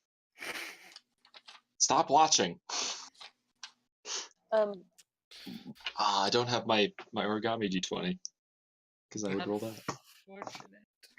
That's pretty good. Just dex check. Mhm. 20. 20. Yeah, it's a very simple design. You just take the front of the bay leaf and fold it down underneath, and then roll up the edges a little bit, crease it, and then it makes it into a nice little trough for eating things in a dish. Things in the dish. While we're eating Yes. while we're eating breakfast with the frog dude, can I like slowly just scoot closer to him? Oh no. Sapala begins inching slowly around the fire. So Vale, you start eating food. Yeah. Yeah. So you dig your the bay leaf into it and kind of lift it up, and it's like very, very moist rice, like rice that has been overcooked and very saturated. But as it effervesces and you get the smell of it, it gives a very the very roast almond mixed with soy sauce kind of smell. And you put it in your mouth, and as you're chewing it at first, you look over at the frog.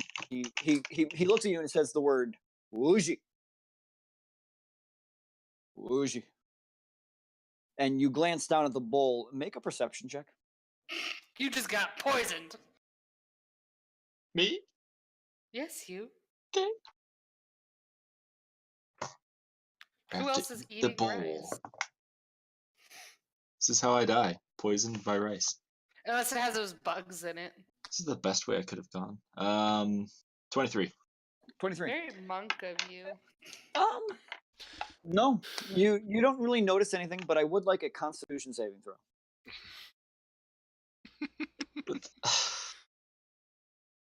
What'd I tell you? Jeez.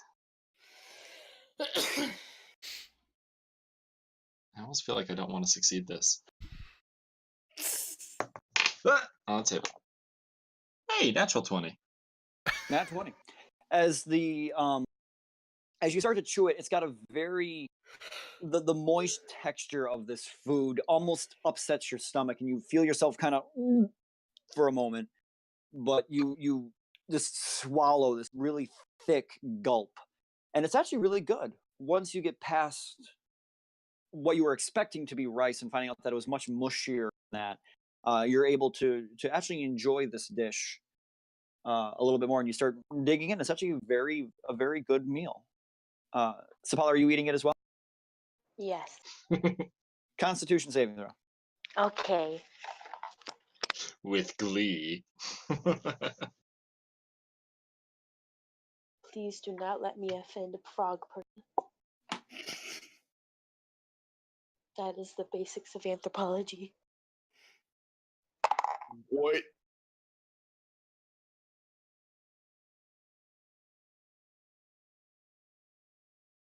Did you offend the frog person, Kayla? Projectile vomiting. Hold on.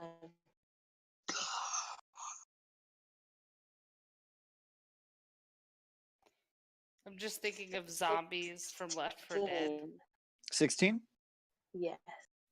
So you put it in your mouth and you kind of squish it around from cheek to cheek for a moment, and if you've ever had porridge or anything of the kind, it's like really soupy porridge, and you manage to choke it down.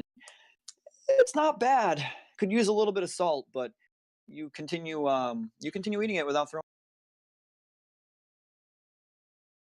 But the rest of the breakfast there with this frog person goes in absolute silence. Sits there. Does he not notice that I have scooted closer to him? He hasn't seemed to react to it. I want to scoot until I'm right next to him. You are now right next to him. He is in his mouth. He kind of glances over at you at one point, sees that you have a lot of the stuff in your plate left over, and he kind of points with the bay leaf toward it. Whooshi. Whooshi. Whooshy. Whooshy, and then I eat more. You almost back to eating his whooshi. I love him. Oh, and I don't have tongues. Great. I only have the one. All right, so breakfast finishes. Elena, you said that you were eating out at one point. You just see Yeah, Vale I'm and just Sapala. like- Vale and Sapala are sitting around a very small campfire with this frog person eating a bowl of rice. Are y'all good? Whooshy. What? Excuse you? I'm going to assume that means yes. As she says Uji, He does what? he tips up his bowl, kind of pointing it towards you. Uji, and picks up a full one next to him and holds it up in your direction. Uji. I take it and I eat it. What does it mean? Constitution saving. I'm so This is happy where right Elena now. is not the greatest. Projectile vomit. I have a weird question. Yes. How close are these, or how close is my party to me? Within 15. Okay, that is just outside of my aura of awesome. Continue. Oh, the plus to saving throws. She got a 1. I rolled a natural one. Oh no. Okay. No, Woozy. You kind of shovel some of it in your mouth. And you feel it squish between your teeth, and immediately your gag reflex just kicks in. And are you going to throw up right in front of him? Oh no, I'm gonna turn to the side and That's better. very ladylike. Quickly digs a hole with her foot. You turn to the side and just retch into the trees. There's this sickening splat sound as it coats a fern. Man, we're eating Oh. here. Come on. You hear next to you, Sapala.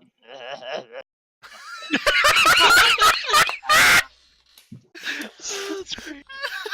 I want to fist bump the frog. You extend your fist. It looks over at you.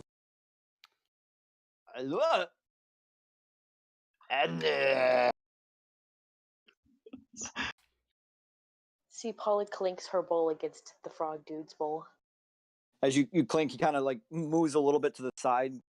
I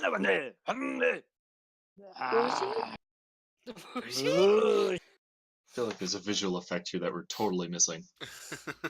So Oh yeah, you Odorous- guys can't see. He's kind of like shrinking away from Paula. Like she clinks his bowl and kind of like jolts to the side a little bit, looking confused. So Uldoris has been watching this. Is there anything strange happening with the physical appearance or anything with the people that have eaten this stuff? No, as you watch, there doesn't appear to be anything, and because you're kind of skeptical of this guy. No one is growing a third arm at this point, or Or turning into a frog. mushrooms from their head. Oh, come on, Elena. It can't be that bad. You want to try I some, am not a Xavier? mushroom person. No, I'm good. Why? Yeah, that's right, because Burden knows how to cook. And I go over the Uh, top, man. So is your sphere down? Was that? Is your sphere still up? Was it a full 8 hours from when I cast it? Yeah. Yeah, it would be down. Okay. So Bernadictus, you're gonna go over frog. Yeah. All right. I'll eat some So of the you- food that Bernadictus was cooking. Odores, have you approached the frog yet?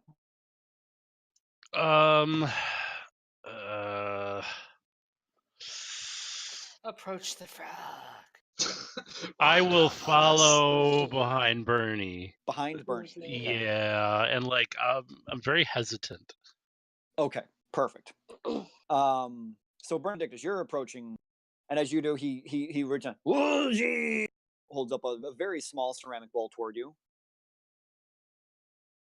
I just, like, grip it very gently.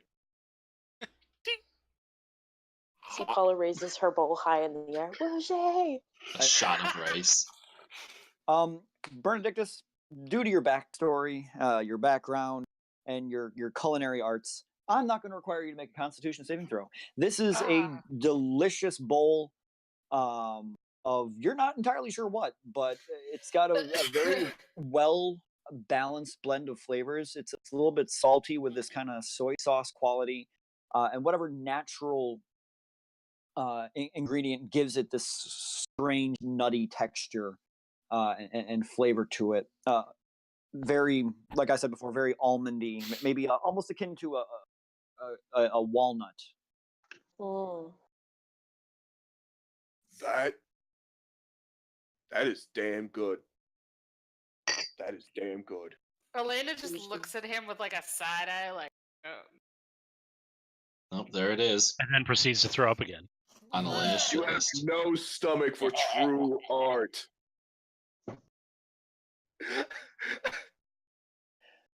Calm down.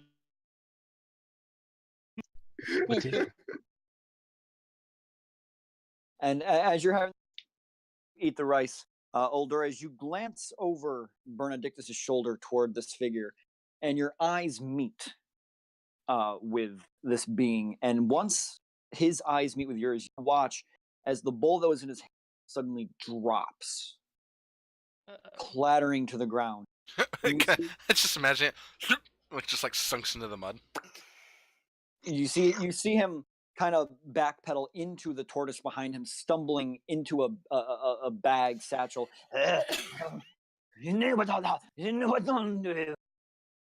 Does anybody know what he's saying? Common, do you speak it? I think that's a no. He's pointing at Uldores, wide-eyed and open mouth. Is he scared? Horace, what did you do to him? I didn't do anything. What This did is you the do to him? first time I've seen him. He turns and begins like rummaging, and turns around towards you, and you see now a very large what? handful of what appears to be brass or bronze. Wow, I'm losing my brain right now. What's lower than silver currency? Copper. Copper, thank you. Of copper coins, like rusted and bent ones, with an entire fistful. And he kneels on the ground in front of you, Uldores, causing you to stumble backward. He holds them up in like an offering position over his head toward you. Oh, it's a good thing. Hey, Steven, remember when we were talking about you not having Just- worshippers? Shush.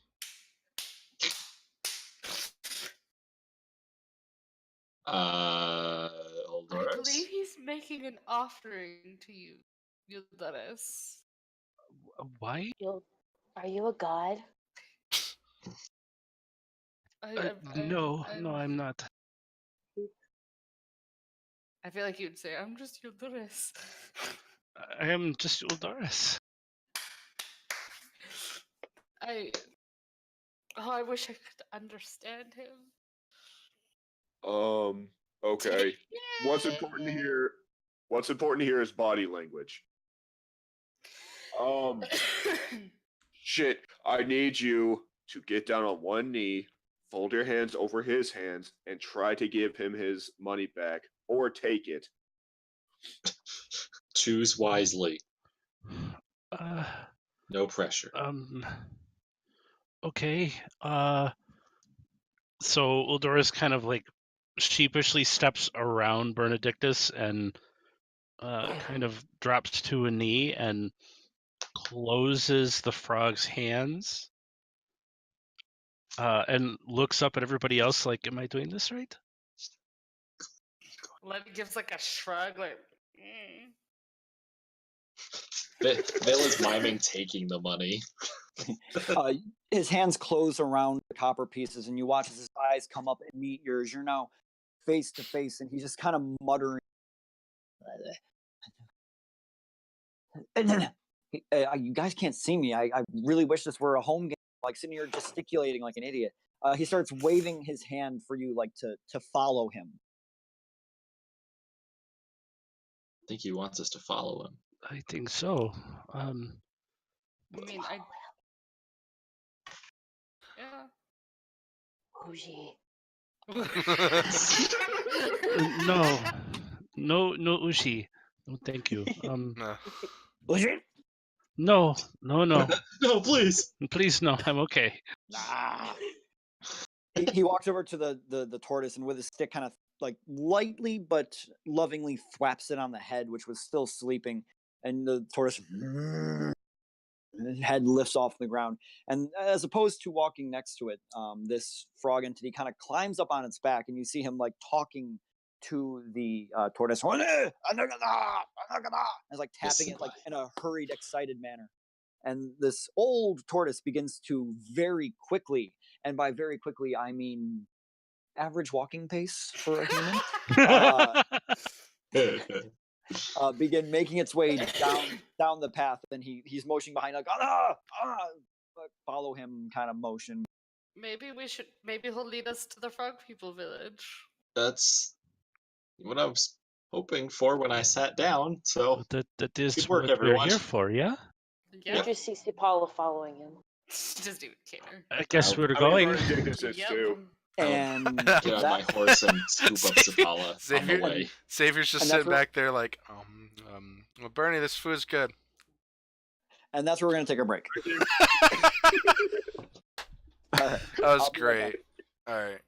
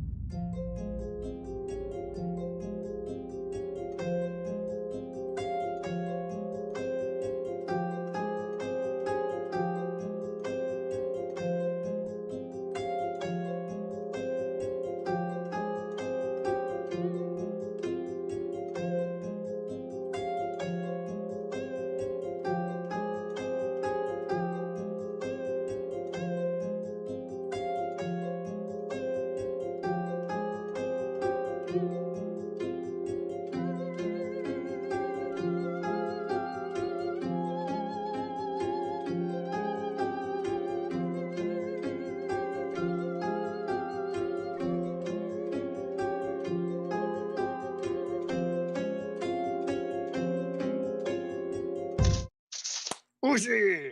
Bougie. Bougie. Bougie. I don't know what this So- Uji is.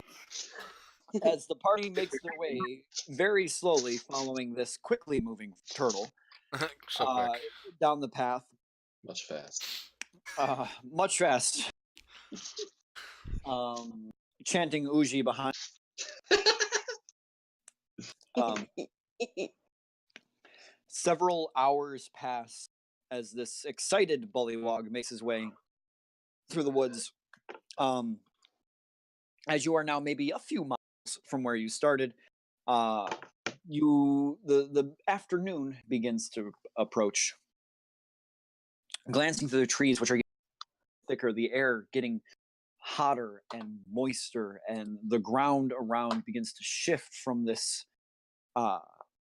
forest floor that was spattered with sand here and there that you now know to be quicksand. You now see large bodies of swamp stretching across, and large hanging moss curtains draped over many limbs of trees, and the air becomes thick and hot, and you just feel like you're swimming in the very air as you go. So, and as you make your way through, you see ahead of you a rather pointed tree, and on one of its lower limbs appears to be a figure impaled upon this Oh. tree. Gosh. As you come closer, it appears to be a goblinoid that has been hoisted up 20 feet in the air and impaled upon this branch of the tree. Does this goblinoid look familiar? Make a perception check. 15. It's not the same one, but they could be brothers. Well, now I know what the other goblin was running from. And as you continue in this direction, you begin to see more bodies lining pikes and sharpened sticks along the path. Goblins, humans, elves, orcs. All of them wearing the familiar robes that were seen in Drina.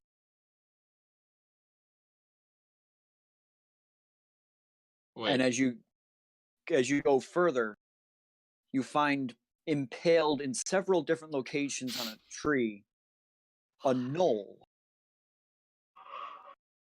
pinned against the tree. Vale, are we sure that this is a good idea? I said this was a good idea. God damn it. When you say a knoll is pinned to the tree, or wait, when you say the robes part, is that what do you mean by the robes? Like they're wearing cultist attire. Oh yeah, this is a great idea. Well, okay, it's not a. It's an idea. It's not a wonderful idea. And continuing deeper, you begin to approach what appears to be a small village. You see large, flat plains surrounding this area. Outside in the as you're walking, you see rows and rows and rows of stalks protruding from the water.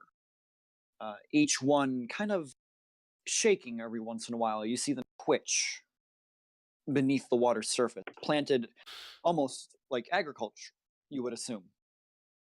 As you continue walking, you see the first other frog person, wearing a similar grass outfit with a grass hat, and they are thigh deep in the water.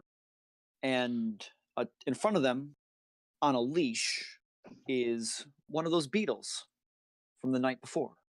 Large, bigger than the other one, and it appears to have massive bulbous sacs on its back.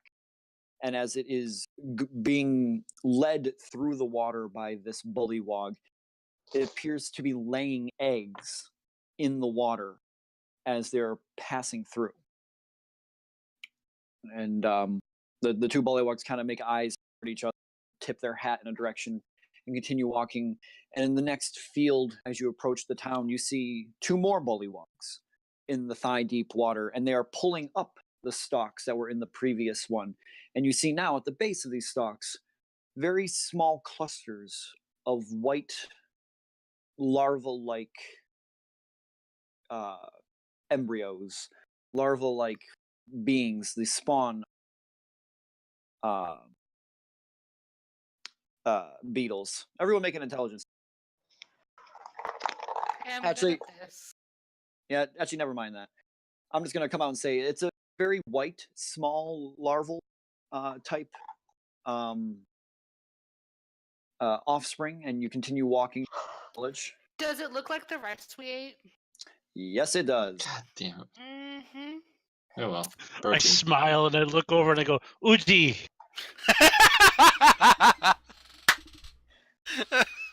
Protein. And for those wondering, No. yes, Sorry. Go ahead. Go ahead. I was just gonna say for those wondering, Spoilers. UJI is a pan. UZI is the Japanese word for maggot. Ha, ha, Clever. ha. So I turned to those who heckled me, and I was like, I have the weak stomach for not wanting to eat a bug larvae. It was Yes. delicious. But y'all are I grew up in the disgusting. forest. I Have grew up you? in a near a kind Castle? of in a I grew up forest. near a forest. I traversed the forest when my parents weren't looking. That's the How most quickly white the privilege heckler thing becomes Elena has. heckled. Right?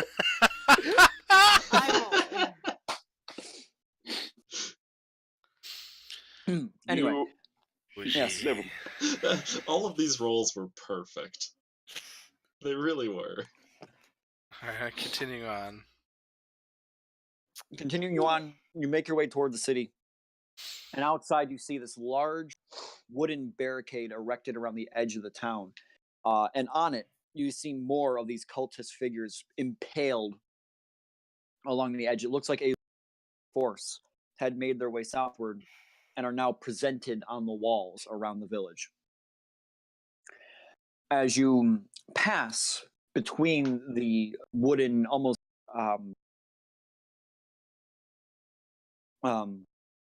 militaristic blockade around the city, you now enter in beautiful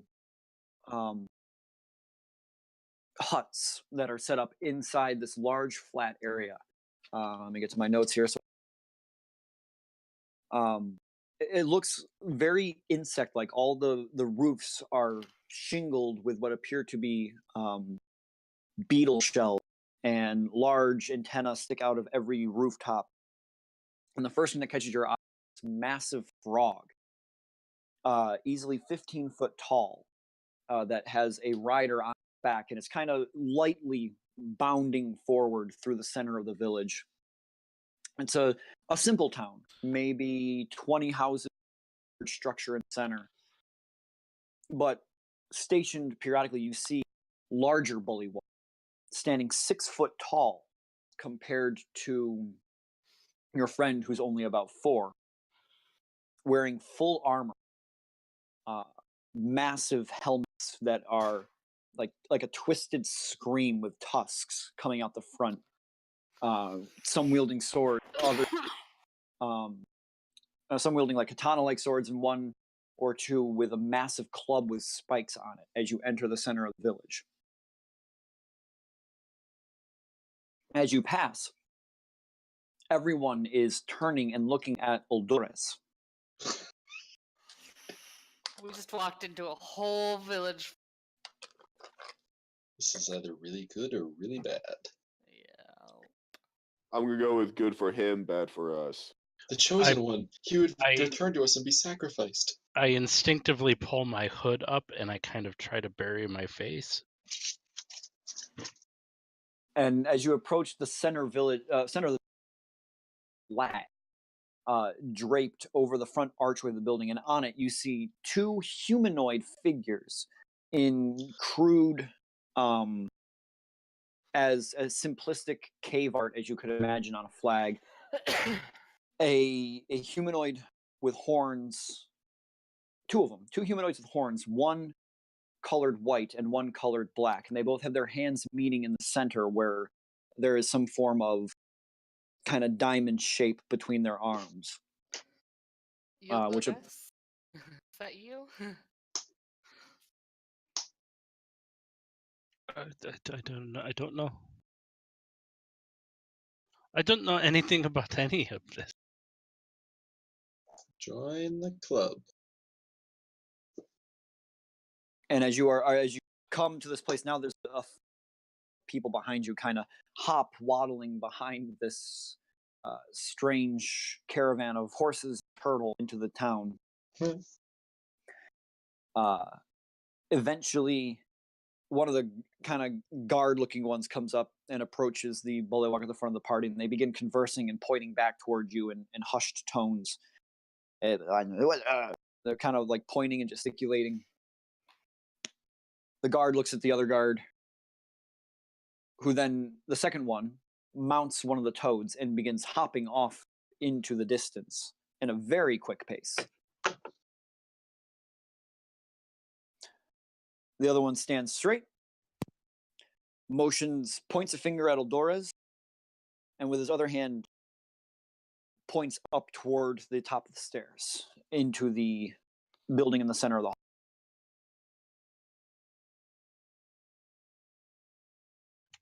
Uldores looks at everybody around him in the party. I feel like I'm getting us into trouble. Well, we've all gotten us into trouble, so it's about time. Same. I feel like I've missed a lot with you people. Oh, you have. Real quick. Yes.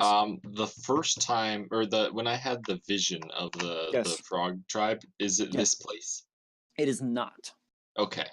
That place was mostly wood. This place is mostly bugs. Right. The two biomes, woods and bugs. It's like Star Wars. Every place has to have a biome. Yeah. I was just wondering if I needed to like scry again and be like, trying to find you at the mall. It's like, where are you at? I'm over here. Where you is? Where you is? Where you be? Meet me outside Build-A-Bear. So where you be outside of? Please say yes. Very close. Very close to Build-A-Bear, yeah. Very close. I needed to stop there at the time. I think we were outside a Frozen place. Okay, alright, back on track. Yes. So this isn't the village that I intended us to go to. Are you sure? And Well, I don't know anything about this village. Well, they have a society. There is that. They eat bugs. Yes, we're going to come back to that. That's right. Bugs are an important part of this village's life. Mm-hmm. They are frog people. Yeah, it stands to reason. I was just stating a fact here, guys. It's the way you stated it. Whatever. They seem to like Eldora, so I think we should just wait and see what happens. I think that would be a good idea. We're gonna have to put Eldorus in charge of all of this. I don't. If Eldorus, if at any point you don't want to continue, you want to leave, we can go.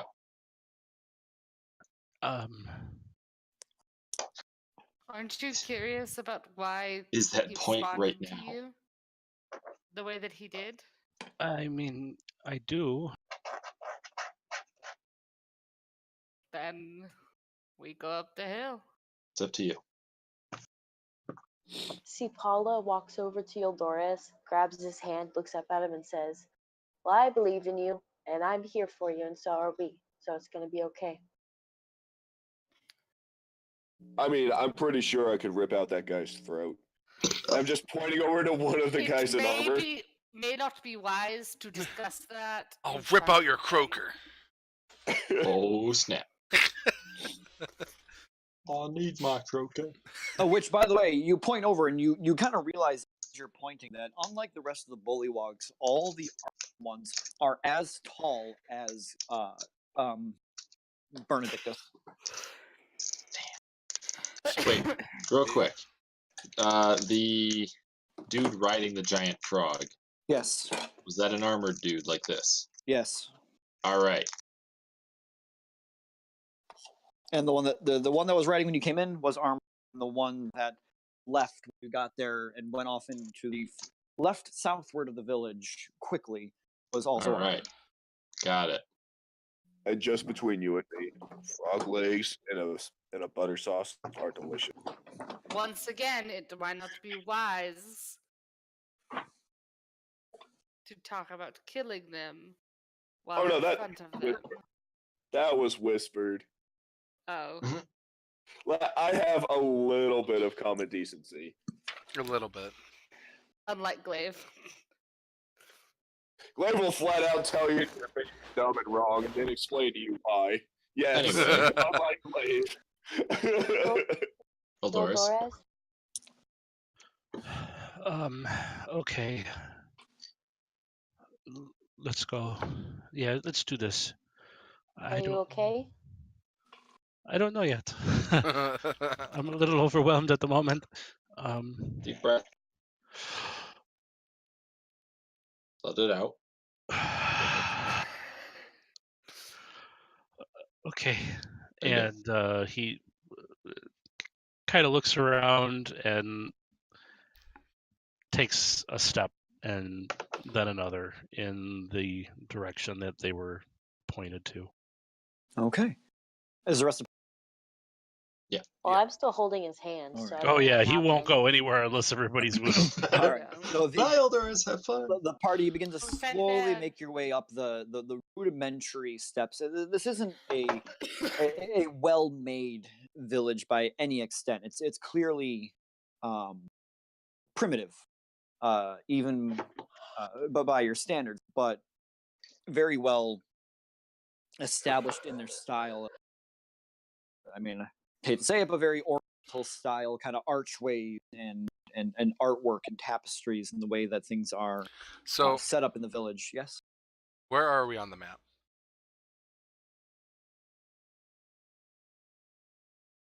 Oh dang, we still and this is where we're supposed to go, is down here. We are So I didn't see him make a mark. here. Oh, God. shite. Oh, I thought we So were a we lot don't further. Go down here. That's where you're supposed to go. In theory, I'm suddenly Well- not very confident about this. right?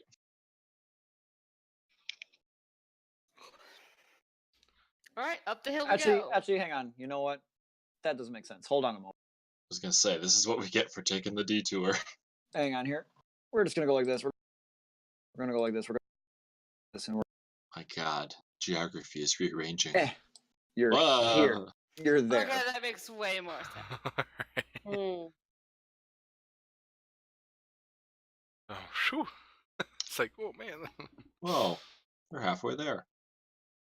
Whoa, living on a prayer. Thank you. Take my hand, Yoldoris. We'll make it, I swear. Oh, That was a good one. Take inspiration. Yeah. Yeah, Really? definitely. yeah, take an just mark it on a sheet up there, and you can use that to I was- re-roll any d20. I'm so excited. You just can't Good. fight it. Oh, All right. Let's calm. Anyway, up so the hill. step by step, inch by inch, you begin making your way up. As you pass through the opening, you see a modest chamber in here where you see what you could only guess to be the lord of this town, a frog wearing a very long robe that is simple yet ornate at the same time. One solid color, but tied with a brilliant purple sash around the front. I'm getting Genghis Khan vibes, but that's just And as you enter, completely bow and just looking directly at the floor, and you see just a massive feast in front of you. Large beetle carcasses, completely open and steaming with their innards kind of effervescing in the air. And you see cabbages and carrots and asparagus and fiddleferns and lettuce all strewn about this entire table. Many large piles of uji across the table, but very very little that is not insect or plant based on the spread.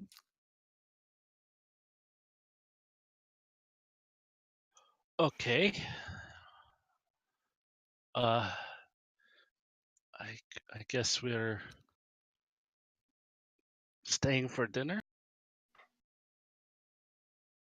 we haven't been invited yet, so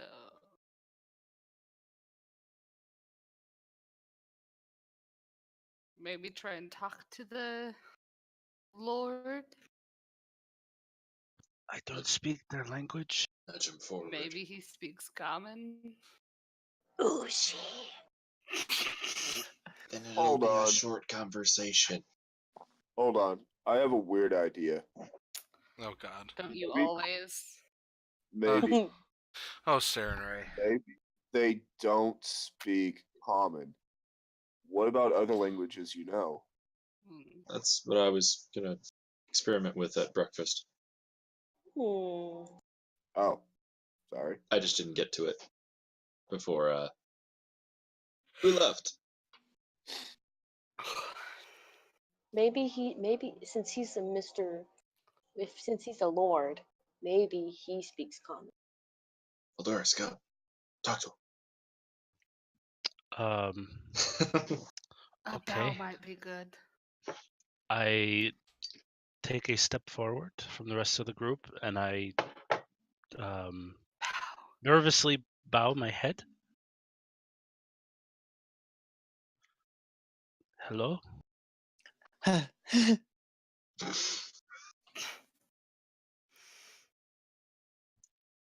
Do you speak common?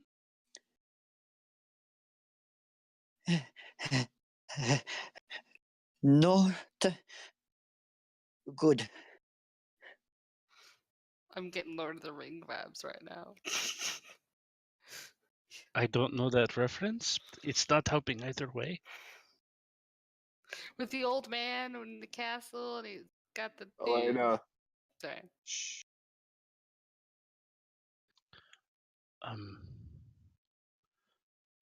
Do you speak any other languages well?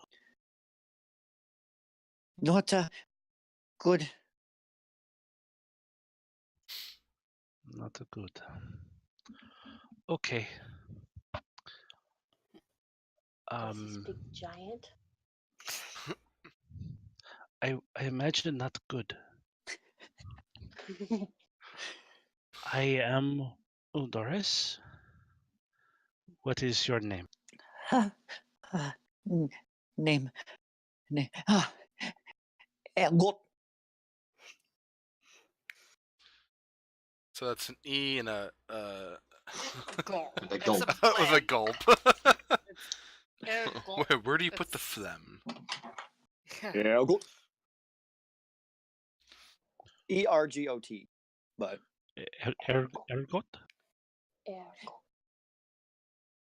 Ergot, Go. Ergot? Ergot, Ergot? Ergot. I think his name is Ergot. I think we Yes. what I heard established too. that Yes. Gildaris.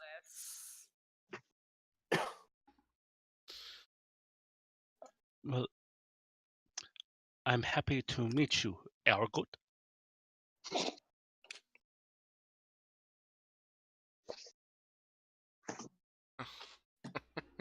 Uh, Yeah. yeah, Uldoris starts like looking around at the interior of this place, and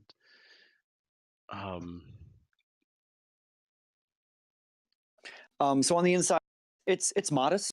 It looks like things have been done around here to make it look presentable.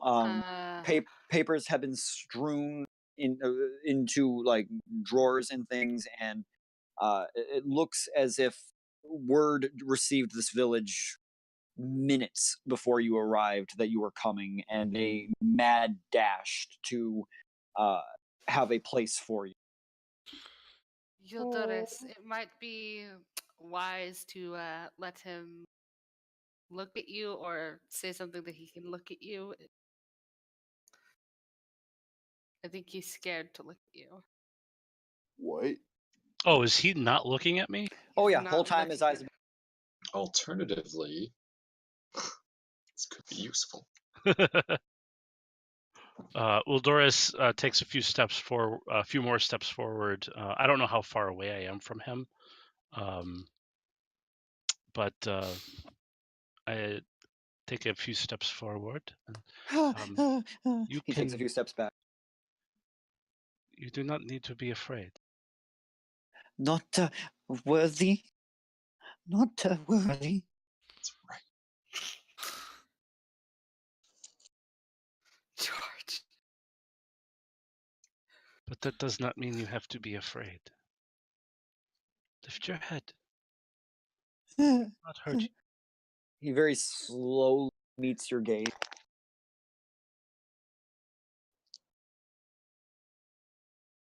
I Ask mean him no if- harm.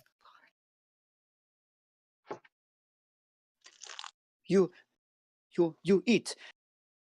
You wait. Okay. Wait. Gildaris, ask him. Wait. Did you say wait? Did you wait? Sorry, You yeah. wait. Okay. Ask him. Wait for what, Gildaris? What am I waiting for? You wait here. They come bring you Sea King.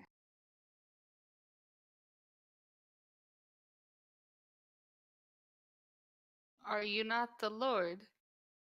I don't know if he'll answer me or not. Just over this village.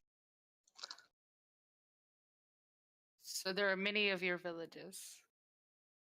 Many village. Is the king coming here, or are we going to the king? You wait. They bring you. Okay.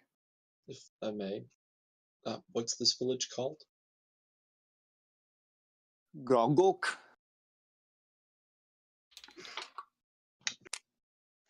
Can I ask you what does Yildiris mean to your village and to your people?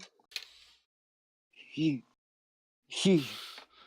points to Ulduras, and then he points to one of the flags and points to the figure in white on the flag. What does that mean?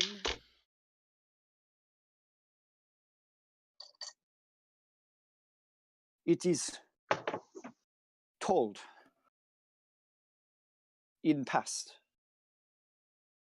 He come. Yildiris comes. Yes. How do you know if that Euldoris is the one? He just kind of points between the flag and Eldora back and forth. I see that it is an image of a tiefling, but not that you aren't great, Euldoris, but just trying to figure things out.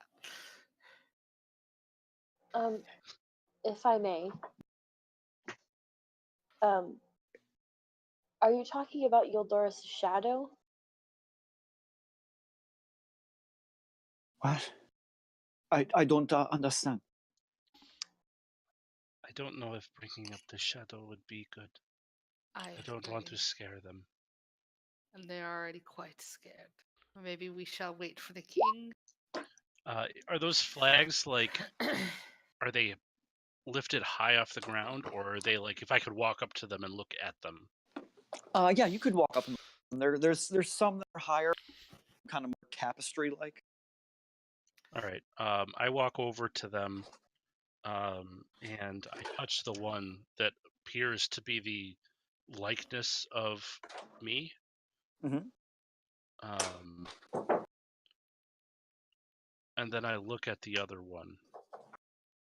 What does the other one look like? It looks like this image of the one to the left, but they both look identical, except for one is all white and one is all dark.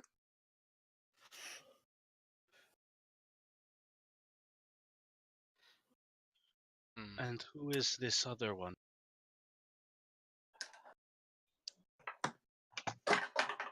The Destroyer. And what's the name for the all-white one? Shini. What does that mean? One of light. Mm. I'm gonna quickly say in a deep speech, do you understand what I'm saying? Lola, what the F are you doing? Oh, but I do. I don't understand. Okay, that's a bust. You said, do you understand what I'm saying? He says, I don't understand. See if they possibly spoke deep speech. You Yeah. two clearly do. No, I don't. I was out of character. Oh, I don't know what my cat is doing. I said that in character, so. And I'm sorry, I mispronounced. Shini. Okay. I just want to point out because whenever every name to the bullywog is two syllables, and the first one is said like a frog, so every name on here is Shini. Nice. So, guess There we you go. eat and wait? I guess. Bougie? Oh, Uji. He I know runs that over. word. He runs over to, grabs a bowl of the Uji and brings it over to Eldorez. I'm sorry. Zapala summons food. Uji. Elena goes and sits down and stays away from the and eats anything else. Doris will take the bowl, but he won't quite dig in just yet. Uji. Uji is good. It's debatable. In Elven, I would like to say, who here speaks Elven? I do, in Elven. I I also don't. say it in Well, Elven. I don't understand. Okay. I got two people. Anyone I else? speak Dwarvish and Celestial and Giant. I say it's Sylvan. This is really good. It is. Are you eating? Just I kidding. ask. Can I- In Sylvan, I ask him. Can I insight check him? Sure, go right ahead. As you are all talking, what is going on? Meton. 19. He looks scared out of his mind. Well, I'm just wondering if he genuinely doesn't understand Elven. Genuinely Okay. genuinely barely understands what you're saying in common. Every time that you ask him something, you can see like the wheels in his head process what Yeah, it's you're like me saying, at work. and then trying to process what to say back. Yeah. Yeah, it's just like me at work. I Oh. also I will basically through all my the languages I know just say, do you understand this? Do you understand this? Do you understand this? By the end of it, he's just kind of staring at you like inquisitively. Abyssal, What are Celestial, you even? Epistle, Celestial, Common, Deep Speech, Elven, Infernal, Sylvan. Nothing. Show off. I say I understand in 3 of those just to mess. Question was it? Uldoris just puts up a hand to try and gesture for him to calm down. He points to the others and says, "These are my friends. They travel with me. I travel with them." Eudorus called us friends, guys. The It's bullywug like- the bullywug bows. See, Paula hands him a flower. He does not go to take it. He kind of looks at you and shaking a little bit. It's meant as a gift. A gift reaches out and kind of like tentatively takes it from Sapala. And She eats it. smiles at him. Waiting for it. You see him try to like mimic a smile. He doesn't have like the same kind of lips you do, so it kind of ends up looking like Toothless from How to Train Your Dragon. Ah. Oh my gosh. That's great. So you all are gonna wait here. Yeah, Yes, Uldoris sir. will take his bowl over to the table. I think there was one, and we'll sit down, and he will, against his better judgment, try it. All right, make a Constitution saving throw. Benedictus, make a perception check. Will do. Ooh. 4. Oh, nope, you don't Uh, notice. Eldorus 17. dies. 17. 17. It's not half bad. You've eaten some things in the wild that were. This is actually not awful. It's pretty good, considering what it is. I don't believe that you'll like that. I've eaten Protein. much worse. Trust me. When you're out on the road. And anyone else other than Benedictus who wants a perception check, go ahead and roll a perception check. I'll Okay. roll a perception check. Oh heck. Seconded. 20. I just rolled a 20. 25. Damn. A nat 20? So I got, yes. So that means I got 25. I also got 25, but mine's modded. High five, Kayla. All right. So Kayla and Elena, I will. Both of you, as you're sitting around Oh, the table 20 doesn't for work? a while, No. I'm giving it to the high. Oh, okay. It'd be stupid if everyone knows. As you're sitting at the table and through all the food and bottles, you actually notice 1 or 2 bottles on the table, wrapped in a twine with a very long neck, seem to be giving off a very slight glow, orange glow on the table. Can I pick it up and look at it? You sure can. So you pick up the bottle and liquid on kind of. It looks just like the innards of those giant beetles that were outside, but liquefied and distilled. I turn to the Bullywug and ask, "What is this? Kasai. What is Kasai?" It is drink. Alcoholic. I don't understand. Don't ask the question. Just be drink. brave. I grab the other one and I pop it open. As soon as you pop it open, you see inside the glowing liquid. I assume you're gonna chug this thing. You gonna eat the worm? It's tequila. First, Yeah. I'm gonna properly go through the whole wine routine. I'm gonna give it a smell, take in the aroma of the concoction. And then chug it. So as you pop the cork and give it a, you're immediately hit as your nostrils kind of have this sriracha flair to them mixed with cinnamon. Cinnamon. Cinnamon. I just give it a real. Whoo. Yeah. I go for it. I hit that bottom of the bottle hard.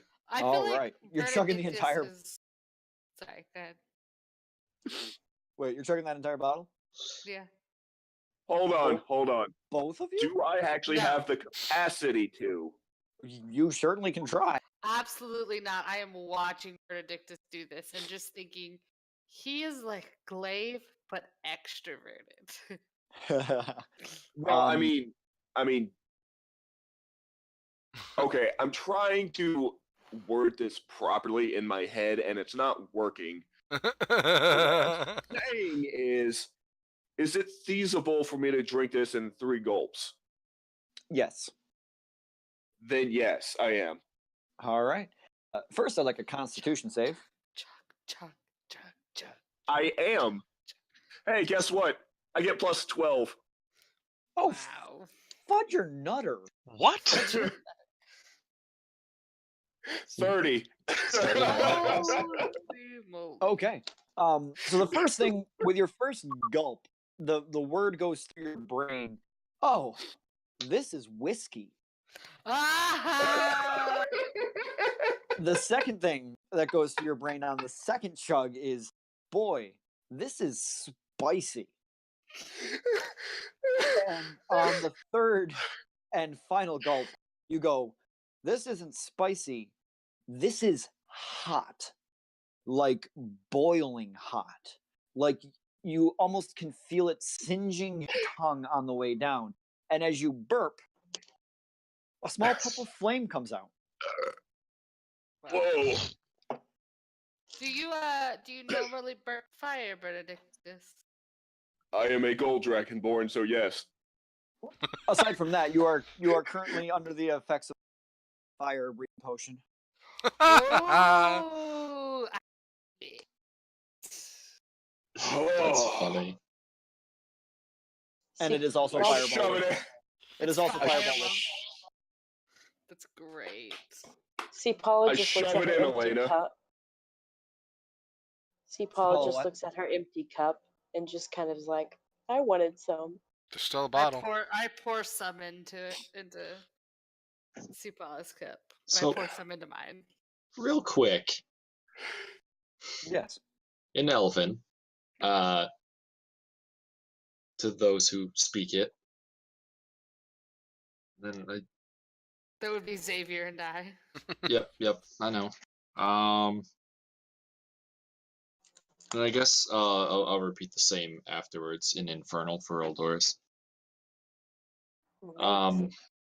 These they're the warriors outside are dressed similarly to those who were attacking the tribe that I made contact with.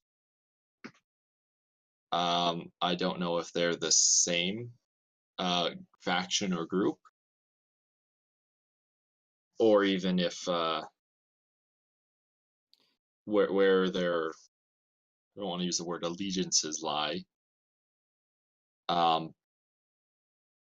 Because presumably they were not great, but seeing what they've done with the cultists outside,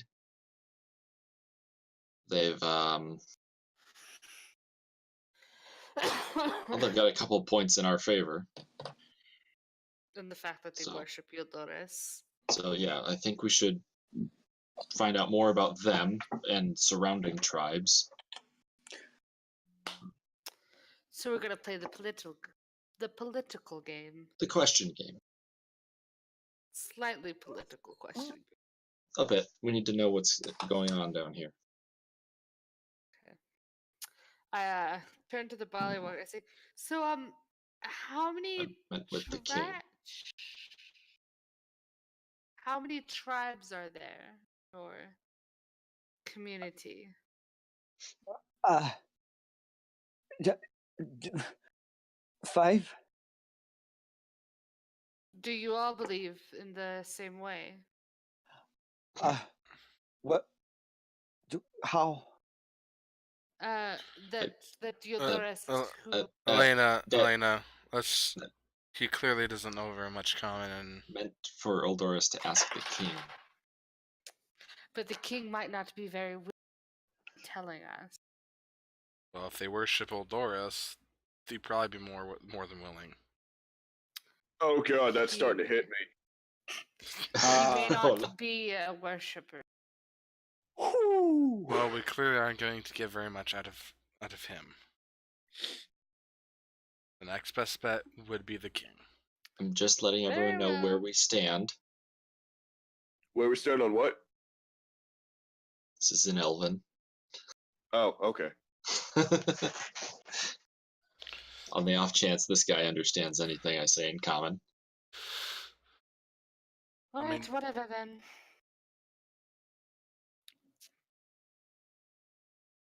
I don't want to say the name of the group that attacked the other tribe because I don't think I can. I don't know if I can say that in Elven.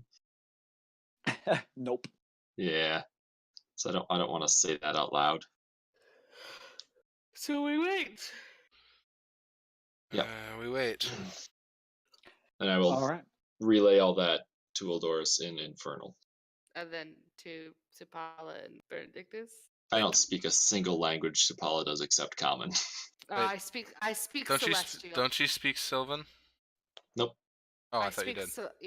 I speak Celestial to Sipala. Does Benedictus know Celestial?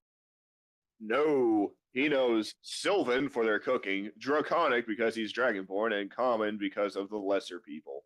Okay, then in Sylvan, or in Celestial, I tell Sipala, and then in Sylvan, I tell Benedict. Well, I think they both know. Nailed Sylvan. it. Okay. Does Sipala know Sylvan? No. I thought that's okay. I thought that's what she said. So No, a few. I know. Sorry. All right. Sorry.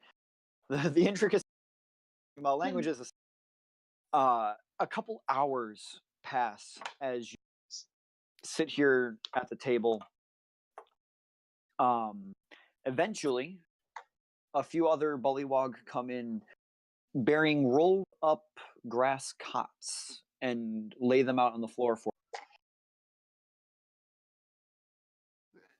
Is the king coming tomorrow? They will be here when they get here.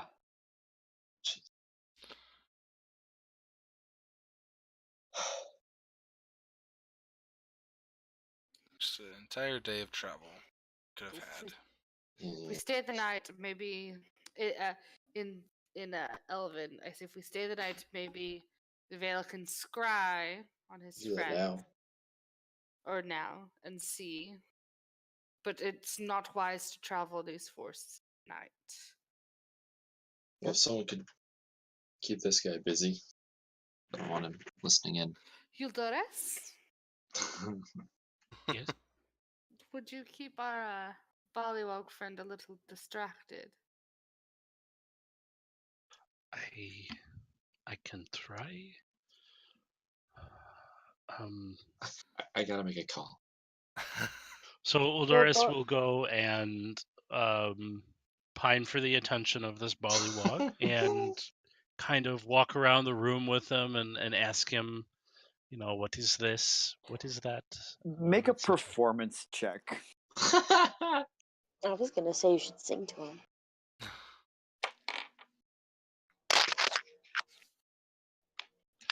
Man, that's not good. 14? Okay. He seems enthralled by your every question. Are you sure he needed to make that? Anyway, so what's the save on your scribe ball again? 17, I think. Oh, yeah, something like that. Fuck! I dropped my dice. I can't see it. Haha! He failed. So, Yay. your vision goes over the forest once again to Keru village, honing in on the ancient-looking temple, where inside you see your subject of your scry to be in front of a room of other Oh, people of similar stature, and they're all just kind of sitting silent, meditating, it would appear. Oh, crap. Is he, like, in the front, I assume? Yep. Ah, damn it. but they can't hear you, right? Like, It's telepathic. yeah. So only he can hear you. Yeah, but still, I don't want to interrupt. That's rude. Oh my god. Just do it. Some people care about that kind of thing. Just do it, Vale. We need to know what kind of situation we're in here. Hello, it's me again. Hello. Is this a bad time? You see no response. Sweet. It's a bad time. Well, just an update. We've run into a village. Of your people. of the same Race. Species.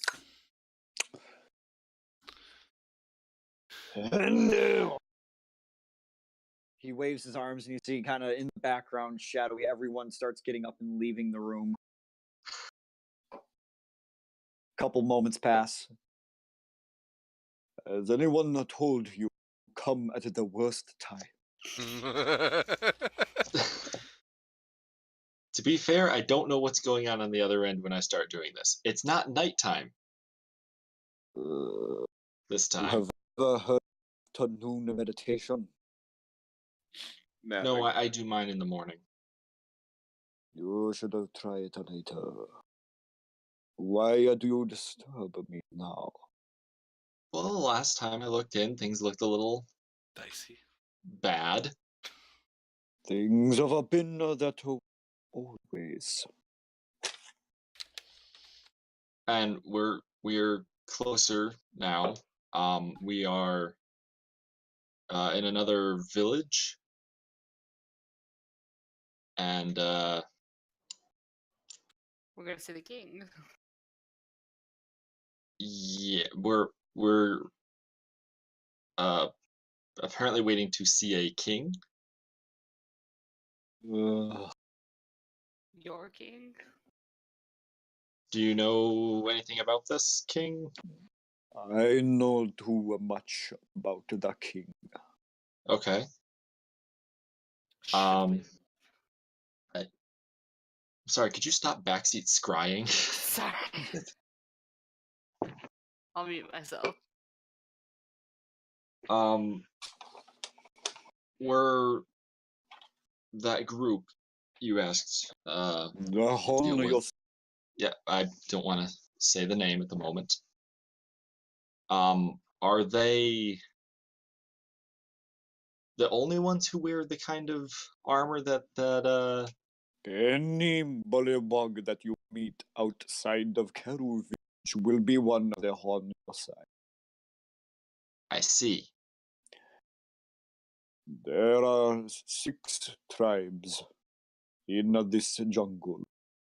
5 to the Hon side. The 6th is Keru village, which remains the only one that is free. Okay.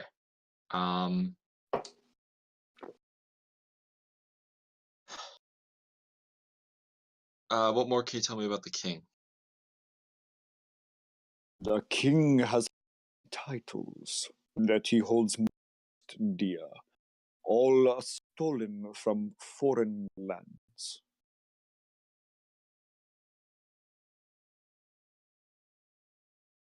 Okay. And he will never speak to you directly.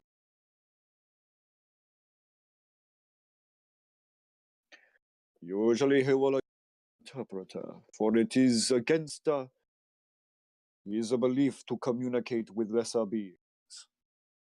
All right. Well, we're in a bit of a special circumstance, I believe. Does symbology of a white tiefling mean anything to you? You see him kind of glance over his shoulder. Yes. Well, we've got one with us.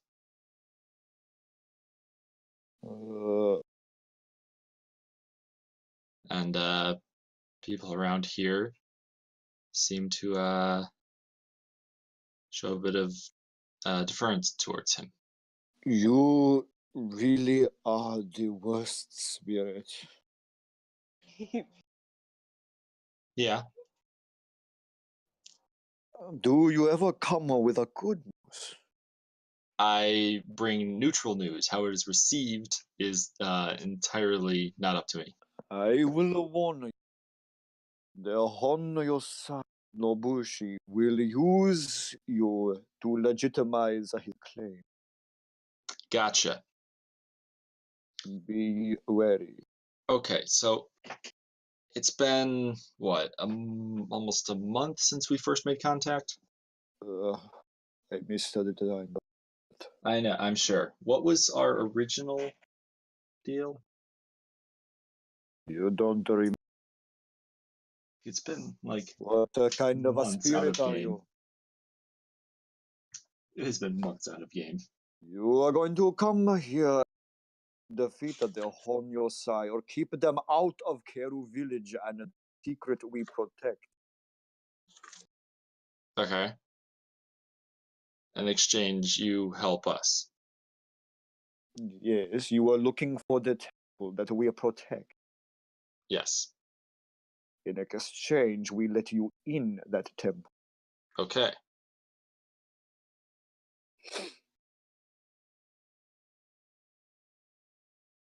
Do you have any more pestilence?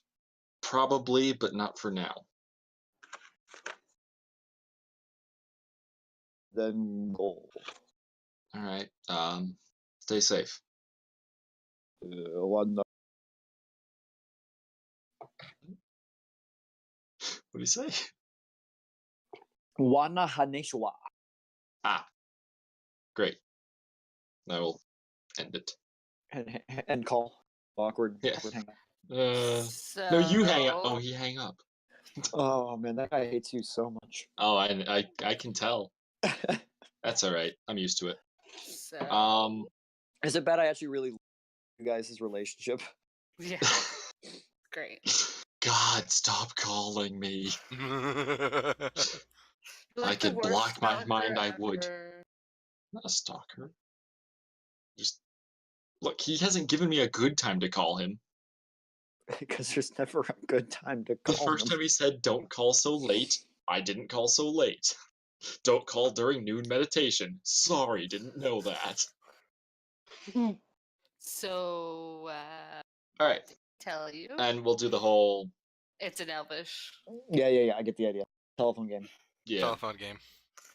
So, he says that the king here is likely going to use Eldorus to try and legitimize his claim and take over the sixth tribe. Okay. The deal that I made with him was to stop this group, these 5 tribes, from taking over the 6th one, or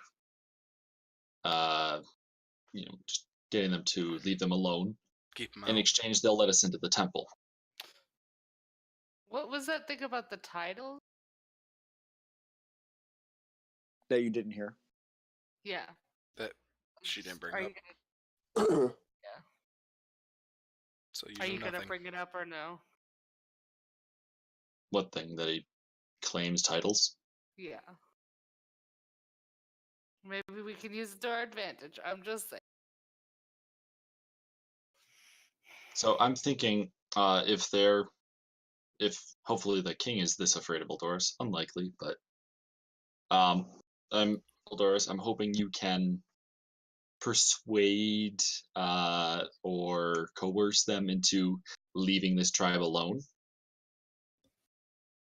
Say you were sent to tell them to back off. I don't know.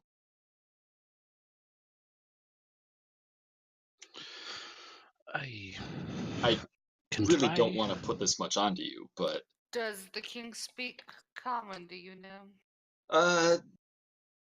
I believe he said he speaks through an interpreter, Oh, which wonderful. we'll have to vet him. So we wait. To make sure nothing's lost in translation. Does anyone have any sort of language barrier magic? If we did, we would probably be using it now. Right, unless we didn't know we needed it. I was just wondering. Great. Hmm. I do not have anything in my repertoire. Nope, I can shoot arrows that have magic. You can shoot a lightning bolt at them. That's a different kind of communication. I don't think they can misinterpret that one, which is a good thing. Hold on to that. What if we made Eldoris look all powerful with magic and So then we need to think of a way to do that. DM, Yes. I quickly just blow air through my hand, and his cloak billows. Well, there was a blowpipe. Ooh. just Apollo? just out of character. Mhm. Would speak with animals work with the frog people? It would not. Okay, I didn't think so, but I just want you never. It doesn't hurt to ask. Yeah. No, good question. Good question. I don't think I ever picked a first level for my Magic Initiate feat. No. You should do that. Although, Oh no, comprehend languages. well, no, that's not entirely true. But well, I'm not going to give you a hint, but there is something you could theoretically do with speak with animals, but it wouldn't be talking to the Bullywogs. The turtle. The turtle shall interpret for us. What? It's Apollo, you're a tin can again. She's a robot. Domo arigato, Mr. Roboto. That Domo. is racist.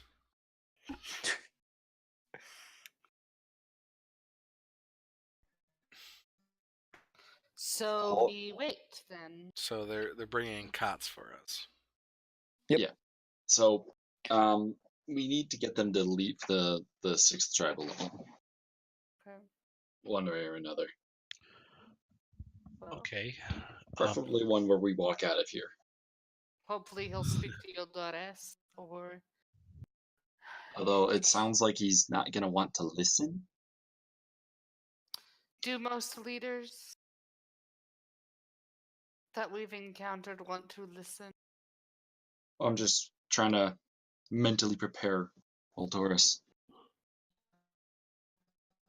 Maybe we'll use his Can you new do like godlike assertive, status. little angry maybe? The chosen one attitude. Do we threaten them if needed? Well, I think that's a very solid backup. Hopefully, Yes. That is like plan Z. that's a plan B. Let's be honest here. Actually, let's be honest, it's probably a plan A. No, because my plan A's never go well. So plan B is fighting or threatening. Are we prepared to kill a king? Not I could yet. do it. I could do it. Okay, well you do it. We're going to go. You've already attempted to kill him. Have power fun with grab. that. I didn't attempt. Okay, I did go after him, but that was to frighten him because Oh, he that was called me an great. elven bitch. That was great. Still threatened to kill him, or tried to. He deserved it. He was a coward, and now look at him. Yeah, he's dead. Yeah. Most Because he's likely. a coward. No, you found his body. Yeah, Oh, yeah, that's right. I totally forgot about that part. In the underground of Whitestone. So Regardless. are we leaving? Not I yet. think We we're need to try to do this diplomatically. All right. Okay. Well, while you guys do that, I'm gonna go over here and cast a spell. Oh dear. What spell are you casting? Find Steed. You're trying to find a frog. No, It I'm just- gonna make Idle. one. It just makes one. Pray tell, what steed are you finding? Okay, let's find a frog. I summon a spirit that assumes the form of an unusually intelligent, strong, and loyal steed. So a horse? In the shape of a I was frog. hoping to make a giant frog.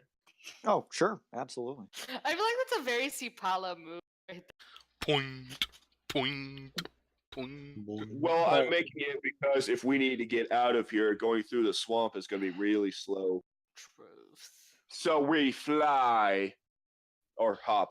How? Too bad I don't Going have to say, frogs don't wings. fly. Too Oh, bad I don't Yeah. have wings. hey, Sapala.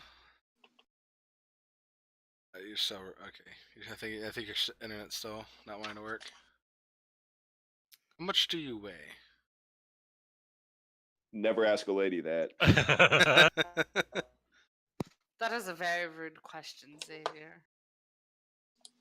We can't hear you, Kayla.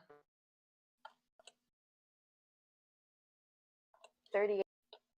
38 pounds. Yes. Well, I could easily have fur on my back while I fly, I can change into a bird. or that. Oh, I could I don't need no also one to carry me. I could also prepare fly. Target people with it. I sit on a cot. I don't have to prepare any And magic. Just it's me. if I can, I'd like to whisper through the earring to Eldorus out of earshot of the Pollywog. the dude. I just think of pollywogs. The names. Hanyosai. So he can, like, hey, like we came here with a purpose, Okay. even though we assuredly didn't. Well, not this purpose. A purpose. So we wait. okay. And I think that waiting is a good time to pause for the end of the session tonight. Dun, dun, dun. Just because I have work tomorrow and I'm already exhausted and I'm kind of falling asleep here. That's fine. Not to mention, kind of weighs heavily on my throat. So Yeah. It's fair. It's to be expected. Fuji. Good night, our loyal Fuji. fans. good night, loyal fans. Tune in next week and find out: do we overthrow monarchy or side with the rebellion? Yeah. Why Regicide. not both? Regicide. I'm totes down for some regicide. That's Alright. I shocking. mean, I can't take out my own brother. Perfect so- timing. Are you about to head to bed too, Snuggles? All right. Good night, guys. evening. All right. Good night.